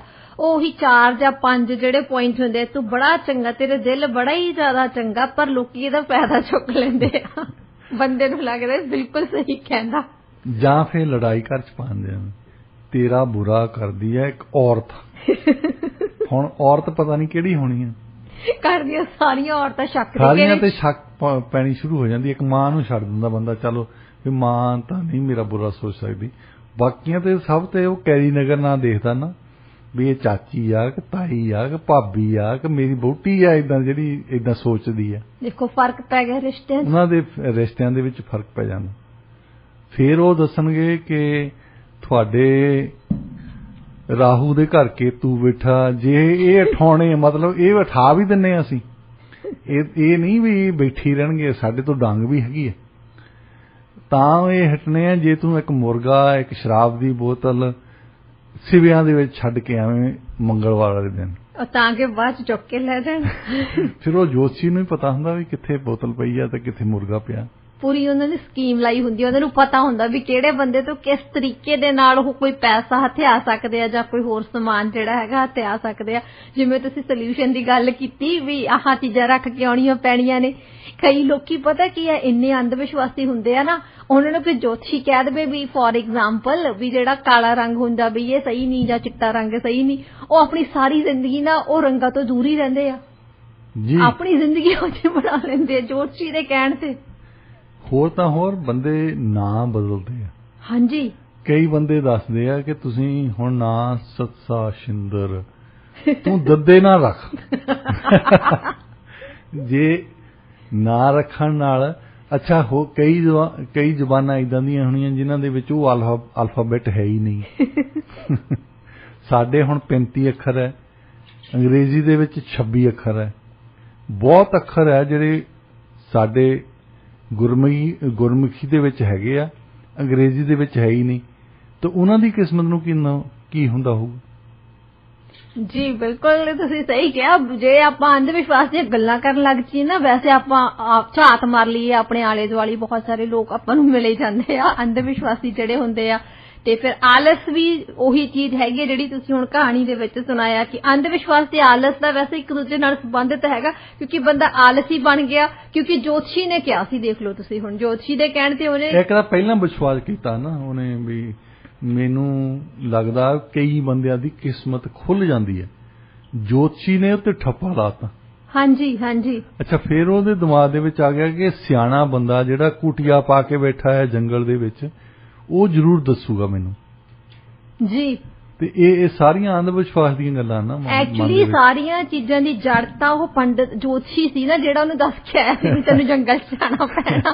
ਉਹਨੇ ਆਪਣਾ ਰੁਪਈਆ ਲਿਆ ਸੀ ਉਹਦੇ ਤੋਂ, ਰੁਪਈਆ ਲੈ ਕੇ ਦੇਖੋ ਤੁਸੀਂ ਉਹਦੇ ਮਨ ਦੇ ਵਿੱਚ ਕੀ ਪਾ ਦਿੱਤਾ। ਪਰ ਉਹਨੇ ਇਹ ਨਹੀਂ ਸੋਚਿਆ ਕਿ ਮੈਂ ਇੱਥੋਂ ਉੱਠ ਕੇ ਜਾ ਕੇ ਕੰਮ ਕਰ ਲਵਾਂ। ਕੰਮ ਕਰਨ ਬਾਰੇ ਉਹਨੇ ਬਿਲਕੁਲ ਨਹੀਂ ਸੋਚਿਆ। ਦੇਖੋ ਤੁਸੀਂ ਉਹਨੂੰ ਕਿੰਨੇ ਮੌਕੇ ਮਿਲੇ, ਸੋਨਾ ਉਹਨੇ ਹੀਰਾ ਛੱਡ ਦਿੱਤਾ, ਉਹਨੇ ਸੋਨਾ ਛੱਡ ਦਿੱਤਾ, ਆਪਣੀ ਦਿਲ ਜਾਨ ਦੀ ਬਲੀ ਦੇਣੀ ਪੈ ਗਈ ਵਿਚਾਰੇ ਨੂੰ। ਫਿਰ ਉਹ ਛੱਡ ਤਾਂ ਦਿੱਤਾ ਵੀ ਉਹਨੇ ਸੋਚਿਆ ਜੇ ਇਹ ਵੀ ਇਨਸਾਨੀ ਫਿਤਰਤ ਹੈ, ਜੇ ਇਨਸਾਨ ਨੂੰ ਕੋਈ ਵੈਸੇ ਹੀ ਮਿਲਦੇ ਪੈਸੇ, ਬਹੁਤ ਬੰਦੇ ਜਿਹੜੇ ਵੈਲਫੇਅਰ ਦੇ ਅਗੇਂਸਟ ਆ ਨਾ, ਉਹ ਇਸੇ ਗੱਲ ਕਰ ਕਹਿੰਦੇ ਜਿਹੜਾ ਬੰਦਾ ਹੱਟਾ ਕੱਟਾ ਆ ਉਹਨੂੰ ਜੇ ਤੁਸੀਂ ਪੈਸੇ ਦੇਈ ਜਾਂਦੇ ਘਰ ਬੈਠੇ ਖਾਣ ਨੂੰ, ਉਹਦਾ ਫਿਰ ਕੰਮ ਕਰਨ ਨੂੰ ਦਿਲ ਹੀ ਨਹੀਂ ਕਰਨਾ। ਨਹੀਂ, ਮੈਂ ਰੋਟੀ ਤਾਂ ਮਿਲ ਹੀ ਜਾਂਦੀ ਹੈ ਬੜੀ ਸੋਹਣੀ। ਉਹ ਉਦਾਂ ਹੀ ਆਲਸੀ ਬਣ ਕੇ ਬੈਠ ਜਾਂਦਾ ਕਿ ਪੈਸੇ ਇੰਨੇ ਖਾ ਦੇਣੇ ਨੇ, ਮੈਂ ਉਹਦੇ ਨਾਲ ਮੇਰਾ ਇੰਨਾ ਕੁ ਗੁਜ਼ਾਰਾ ਹੋ ਜਾਣਾ, ਕੀ ਲੋੜ ਹੈ ਮੈਂ ਬਾਹਰ ਜਾ ਕੇ ਕੰਮ ਕਰਨ ਦੀ। ਬੰਦਾ ਤਾਂ ਉਹੀ ਕੰਮ ਕਰਦਾ ਜਿਹਨੂੰ ਲੱਗਦਾ ਵੀ ਉੱਠਣਾ ਪੈਣਾ ਮੈਨੂੰ, ਜੇ ਨਾ ਉੱਠਿਆ ਤਾਂ ਫਿਰ ਸ਼ਾਮ ਦੀ ਰੋਟੀ ਹੈ ਨਹੀਂ ਘਰ। ਜੀ ਜੀ। ਜਿਹਨੂੰ ਮਤਲਬ ਉੱਠਣ ਲਈ ਕੋਈ ਨਾ ਕੋਈ, ਜਿੱਦਾਂ ਕਹਿੰਦੇ ਹੁੰਦੇ ਮਨੋਵਿਗਿਆਨਕ, ਉੱਠਣ ਲਈ ਕੋਈ ਨਾ ਕੋਈ ਰੀਜ਼ਨ ਚਾਹੀਦਾ ਜੀ। ਸਾਡੇ ਆਉਂਦੇ ਹੁੰਦੇ ਆ ਵੀ ਜਿਹੜੇ ਜੋ ਰਿਟਾਇਰਮੈਂਟ ਲੈਣੀ ਆ, ਤੁਹਾਡੇ ਤੋਂ ਕੋਈ ਨਾ ਕੋਈ ਕੰਮ ਹੋਣਾ ਚਾਹੀਦਾ। ਮਤਲਬ ਕੰਮ ਇਹ ਨਹੀਂ ਵੀ ਤੁਸੀਂ ਜਾ ਕੇ ਹੁਣ ਉੱਥੇ ਕੋਈ ਕਪਾਹ ਗੁੰਦਣ ਲੱਗ ਪਿਆ, ਕੋਈ ਕਮੀਜ਼ਾਂ ਬਣਾਉਣ ਲੱਗ ਪਿਆ। ਕੰਮ ਹੋਣਾ ਚਾਹੀਦਾ ਵੀ ਕੋਈ ਏਦਾਂ ਦੀ ਗੱਲ ਮਨ ਦੇ ਵਿੱਚ ਹੋਣੀ ਚਾਹੀਦੀ ਹੈ। ਇੱਕ ਕਹਾਵਤ ਸੁਣਾਉਂਦੇ ਹੁੰਦੇ ਆ ਕਿ ਕਿਸੇ ਮਹਾਰਾਜ ਨੇ, ਕਿਸੇ ਰਾਜੇ ਨੇ ਇੱਕ ਭਲਵਾਨ ਰੱਖਿਆ ਸੀ ਅੱਗੇ। ਪਹਿਲਾਂ ਰਾਜੇ ਰੱਖਦੇ ਹੁੰਦੇ ਸੀ ਭਲਵਾਨ, ਬਹੁਤ ਜ਼ਿਆਦਾ ਮੋਟਾ ਹੋ ਗਿਆ, ਘਿਓ ਖਾਈ ਜਾਣਾ, ਘਿਓ ਖਾਈ ਜਾਣਾ, ਘਿਓ, ਭਲਵਾਨੀ ਨਹੀਂ ਸੀ ਕਰਦਾ। ਉਹਨੂੰ ਫਿਰ ਉਹਨੇ ਕਿਸੇ ਸਿਆਣੇ ਨੂੰ ਪੁੱਛਿਆ ਵੀ ਇਹ ਬੰਦਾ, ਇਹਨੂੰ ਖਾਣ ਨੂੰ ਤਾਂ ਦਿੰਨੇ ਆ ਵੀ ਤਕੜਾ ਹੋਵੇ, ਪਰ ਇਹ ਮੋਟਾ ਹੋਈ ਜਾਂਦਾ। ਉਹ ਕਹਿੰਦਾ ਏਦਾਂ ਕਰ, ਇਹਨੂੰ ਉਹ ਤੇਰੇ ਪਰੇ ਇੱਕ ਮਟੀ ਆ ਨਾ, ਇੱਥੋਂ 2 ਮੀਲ ਤੇ ਆ, ਇਹਨੂੰ ਕਹਿ ਵੀ ਸਵੇਰ ਨੂੰ 4 ਵਜੇ ਉੱਠ ਕੇ ਉਸ ਮਟੀ ਤੇ ਦੀਵਾ ਜਗਾ ਕੇ ਆਉਣਾ, ਤੇ ਇਹ ਜ਼ਰੂਰ ਜਗਾਉਣਾ ਹੈ, ਸਵੇਰ ਨੂੰ ਜਗਾਉਣਾ, ਇੱਕ ਸ਼ਾਮ ਨੂੰ ਜਗਾਉਣਾ, 2 ਟਾਈਮ। ਇੱਕ ਤਾਂ ਇਹਦੀ ਦੇਖੋ 2 4 ਮੀਲ ਤੇ ਜਾਣ ਆਉਣ ਹੋ ਗਿਆ ਰੋਜ਼, 8 ਮੀਲ ਤੇ ਜਾਣਾ, ਐਕਸਰਸਾਈਜ਼। ਦੂਸਰਾ ਮਾਈਂਡ ਦੀ ਗੇਮ ਹੈ, ਇਹਨੂੰ ਫਿਕਰ ਤਾਂ ਹੋਊਗਾ ਵੀ ਸਵੇਰ ਨੂੰ 4 ਵਜੇ ਉੱਠਣਾ ਜੀ। ਹੁਣ ਤਾਂ ਇਹਨੂੰ ਕੋਈ ਨਹੀਂ ਫਿਕਰ, ਇਹ ਤਾਂ ਸੁੱਤਾ ਪਿਆ। ਇਹਨੂੰ ਇਹ ਉਦੋਂ ਹੀ ਉੱਠਦਾ ਆ ਜਦੋਂ ਬਿਲਕੁਲ ਹੀ ਸੂਰਜ ਚੜ੍ਹ ਕੇ ਆ ਜਾਂਦਾ, ਵੀ ਜਦੋਂ ਬੰਦਾ ਸੌਂ ਹੀ ਨਹੀਂ ਸਕਦਾ। ਸਾਡੀ ਦਾਦੀ ਕਹਿੰਦੀ ਹੁੰਦੀ ਸੀ ਜੇ ਸੂਰਜ ਚੜ੍ਹੇ ਤੇ ਤੁਸੀਂ ਨਹੀਂ ਉੱਠੇ ਤਾਂ ਛਿੱਤਰ ਪੈਣੇ, ਮਤਲਬ ਡੰਡਾ ਲੈ ਕੇ ਆ ਜਾਂਦੀ ਸੀ ਉਹ, ਬਈ ਸੂਰਜ ਚੜ੍ਹਿਆ ਆ ਤੁਸੀਂ ਉੱਠ ਖੜੋ, ਕਿਉਂਕਿ ਤੜਕੇ ਤਾਂ ਜਾਨਵਰ ਵੀ ਉੱਠ ਖੜਦੇ ਆ, ਤੁਸੀਂ ਅਜੇ ਸੁੱਤੇ ਹੀ ਪਏ। ਇਹ ਇੱਕ ਤੁਹਾਡੇ ਮਨ ਦੇ ਵਿੱਚ ਪਾਉਣ ਵਾਲੀ ਸੀ। ਮਨ ਨੂੰ ਜਿਹੜਾ ਕਾਇਮ ਰੱਖਣਾ ਇਹ ਬਹੁਤ ਜ਼ਰੂਰੀ ਹੈ ਕਿ ਮਨ ਸਵੇਰ ਨੂੰ ਸੋਚੇ ਕਿ ਮੈਂ ਸਵੇਰ ਨੂੰ ਕੁਝ ਕਰਨਾ ਆ, ਇਸ ਕੰਮ ਕੇ ਮੈਂ ਉੱਠਿਆ। ਜੇ ਕੁਝ ਕਰਨ ਨੂੰ ਹੀ ਹੈ ਨਹੀਂ ਆ ਤਾਂ ਫੇਰ ਤਾਂ ਪਏ ਰਹੋ, ਫਿਰ ਉਹ ਪਿਆਂ ਨੇ ਇੱਕ ਦਿਨ ਕਬਰਾਂ ਤੇ ਚਲ ਜਾਣਾ। ਜੀ ਜੀ ਜੀ। ਇਹ ਆਲਸੀ ਦੀ ਇਹੀ ਸਟੋਰੀ ਹੈ ਬਸ, ਕਿ ਉਹ ਬੰਦੇ ਨੇ ਇਹ ਮਨ ਦੇ ਵਿੱਚ ਆ ਗਿਆ ਕਿ ਮੈਂ ਪਤਾ ਨਹੀਂ ਆਪਣੇ ਆਪ ਹੀ ਕਿਸਮਤ ਨੇ ਜਾਗ ਪੈਣਾ, ਔਰ ਉਹ ਕਿਸਮਤ ਮੈਨੂੰ ਕਿੱਥੇ ਲੈ ਕੇ ਜਾਂਦੀ ਆ, ਉਹ ਜੋਤਸ਼ੀ ਠੱਪਾ ਲਾ ਗਿਆ ਵੀ ਕਿਸਮਤ ਤਾਂ ਤੇਰੀ ਨੇ ਭੰਡਾਰ ਖੋਲ ਦੇਣੇ ਤੇਰੇ, ਤੂੰ ਤਾਂ ਅਮੀਰ ਬੰਦਾ ਬਣ ਜਾਣਾ, ਤੂੰ ਤਾਂ ਬਾਦਸ਼ਾਹ ਬਣ ਜਾਣਾ, ਕੰਮ ਕਰਨ ਦੀ ਲੋੜ ਹੀ ਨਹੀਂ ਹੈ। ਕੰਮ ਤਾਂ ਭਾਵੇਂ ਨਾ ਵੀ ਕਰਦਾ ਹੋਵੇ, ਕੋਈ ਨਹੀਂ ਵੀ ਕਰਦਾ, ਪਰ ਉਹਨੂੰ ਸਵੇਰ ਨੂੰ ਉੱਠਣਾ ਤਾਂ ਚਾਹੀਦਾ ਨਾ। ਜੀ ਜੀ। ਜਿੱਦਾਂ ਹੁਣ ਇਹਨਾਂ ਨੇ ਜਾਨਵਰਾਂ ਨੇ ਕਿਹੜਾ ਉੱਥੇ ਫੈਕਟਰੀ ਜਾਣਾ ਹੁੰਦਾ। ਉਹਨਾਂ ਨੇ ਕਿਸੇ ਕੰਮ ਦੇ ਵੀ ਨਹੀਂ ਜਾਣਾ, ਕਿਤੇ ਨਹੀਂ ਜਾਂਦਾ। ਕੋਈ ਉਹਨਾਂ ਚੋਂ ਕੰਡਕਟਰ ਨਹੀਂ ਲਗਾਇਆ ਵੀ ਜਾ ਕੇ ਬੱਸ ਤੇ ਚੜ੍ਹਨਾ। ਉਹ ਸਵੇਰ ਨੂੰ ਉੱਠ ਖੜਦੇ ਔਨ ਟਾਈਮ। ਪੰਛੀ ਆ ਉਹ ਸਵੇਰ ਨੂੰ ਉੱਠ ਖੜਦੇ, ਤੁਸੀਂ ਦੇਖੋ ਚਿਰਪਰ ਕਰਦੇ ਫਿਰਦੇ ਆ। ਹਾਂਜੀ, ਚਹਿਚਹਾਟ ਹੁੰਦੀ ਹੈ ਸਵੇਰੇ। ਚਹਿਚਹਾਟ ਹੁੰਦੀ ਹੈ। ਉਦਾਂ ਵੈਸੇ ਤਾਂ ਉਹਨਾਂ ਨੂੰ ਕੋਈ ਮੈਨੇਜਰ ਤਾਂ ਫੋਨ ਨਹੀਂ ਕਰਦਾ ਵੀ ਚਿੜੀਏ ਉੱਠ। ਉਹਨਾਂ ਨੇ ਕੋਈ ਅਲਾਰਮ ਕਲੌਕ ਵੀ ਨਹੀਂ ਲਾਇਆ ਹੁੰਦਾ। ਕੋਈ ਅਲਾਰਮ ਕਲੌਕ ਨਹੀਂ ਹੈ। ਇਹ ਇੱਕ ਸੈਂਸ ਆਫ ਡਿਊਟੀ, ਇਹ ਨੇਚਰ ਨੇ ਇਹ ਗੱਲ ਬਣਾਈ ਹੈ ਕਿ ਤੁਸੀਂ ਉੱਠ ਕੇ ਕੁਝ ਕਰਨਾ ਹੈ। ਕੀ ਕਰਨਾ ਹੈ ਉਹ ਉਹਨਾਂ ਨੇ ਡਿਫਾਈਨ ਨਹੀਂ ਕੀਤਾ ਹੈ। ਕਿਸੇ ਨੇ ਕੀ ਕਰਨਾ, ਕਿਸੇ ਨੇ ਕੀ ਨਹੀਂ ਕਰਨਾ, ਉਹ ਉਹਨਾਂ ਤੇ ਨਿਰਭਰ ਕਰਦਾ ਜੀ। ਜੇ ਤਾਂ ਅਸੀਂ ਕੰਮ ਤੇ ਜਾਂਦੇ ਹਾਂ ਤਾਂ ਫਿਰ ਤਾਂ ਸਾਡੇ ਮਨ ਚ ਹੁੰਦਾ ਵੀ ਅਸੀਂ ਕੰਮ ਤੇ ਜਾਂਦੇ ਹਾਂ। ਜੇ ਕੰਮ ਨਹੀਂ ਕਰਦੇ, ਰਿਟਾਇਰਮੈਂਟ ਸੈਮੀਨਾਰ ਇਸੇ ਕਰਕੇ ਲਾਉਂਦੇ ਆ ਕਿ ਹੁਣ ਤੁਸੀਂ ਕੰਮ ਨਹੀਂ ਕਰਦੇ। ਇੱਕ ਪ੍ਰੋਫੈਸਰ ਦੀ ਗੱਲ ਸੁਣਾਉਂਦੇ ਹੁੰਦੇ ਆ ਕਿ ਉਹਨਾਂ ਨੇ ਸਾਰੀ ਉਮਰ ਪੜ੍ਹਾਇਆ ਤੇ ਰਿਟਾਇਰਮੈਂਟ ਲੈ ਲਈ, ਤੇ ਉਹ ਸਵੇਰ ਨੂੰ ਉਸੇ ਹੀ ਉਹਨਾਂ ਦੀ ਨੀਂਦ ਖੁੱਲ ਗਈ ਸਵੇਰੇ ਤੇ ਉੱਠ ਕੇ ਦੇਖਦੇ ਆ ਚਾਹ ਬਣਾਉਣ ਲਈ ਚਾਹ ਨਹੀਂ ਬਣੀ ਹਲੇ, ਤੇ ਉਹ ਆਪਣੀ ਵਾਈਫ ਨੂੰ ਕਹਿੰਦੇ ਕਿ ਉੱਠ ਤੂੰ ਚਾਹ ਬਣਾ। ਉਹ ਕਹਿੰਦੀ ਆਰਾਮ ਨਾਲ ਸੁੱਤੇ ਰਹੋ, ਹੁਣ ਤਾਂ ਰਿਟਾਇਰ ਨੇ ਆ ਤੁਸੀਂ, ਅੱਗੇ ਤਾਂ ਕੰਮ ਤੇ ਜਾਣਾ ਹੁੰਦਾ ਸੀ ਤਾਂ ਬਣਾਉਣੀ ਪੈਂਦੀ ਸੀ। ਉਹਨੇ ਫਿਰ ਚਾਹ ਬਣਾਈ, ਵਿਚਾਰੇ ਨੇ ਚਾਹ ਬਣਾ ਕੇ ਤੁਰ ਪਿਆ, ਸੈਰ ਕਰਨ ਜਾਂਦਾ ਹੁੰਦਾ ਸੀ। ਸੈਰ ਕਰਕੇ ਮੁੜ ਕੇ ਆਇਆ, ਫੇਰ ਉਹ ਸੁੱਤੀ ਪਈ। ਉਹਨੇ ਫੇਰ ਉਹਨੂੰ ਪੁੱਛਿਆ, ਕਹਿੰਦਾ ਪਰੌਂਠਾ ਬਣਾਓ, ਕੁਛ ਭੁੱਖ ਲੱਗ ਗਈ, ਉੱਥੇ ਮੈਂ ਸੈਰ ਕਰਕੇ ਆਇਆ। ਉਹ ਕਹਿੰਦੀ ਹੁਣ ਤਾਂ ਰਿਟਾਇਰ ਆ, ਅੱਗੇ ਤਾਂ ਤੁਸੀਂ ਕੰਮ ਤੇ ਜਾਣਾ ਹੁੰਦਾ ਸੀ। ਵੀ ਰਿਟਾਇਰਮੈਂਟ ਹੋਣ ਨਾਲ ਬੰਦੇ ਨੂੰ ਭੁੱਖ ਤਾਂ ਲੱਗਦੀ ਆ। ਉਹ ਮੰਨੀ ਨਾ ਉਹਦੀ ਗੱਲ।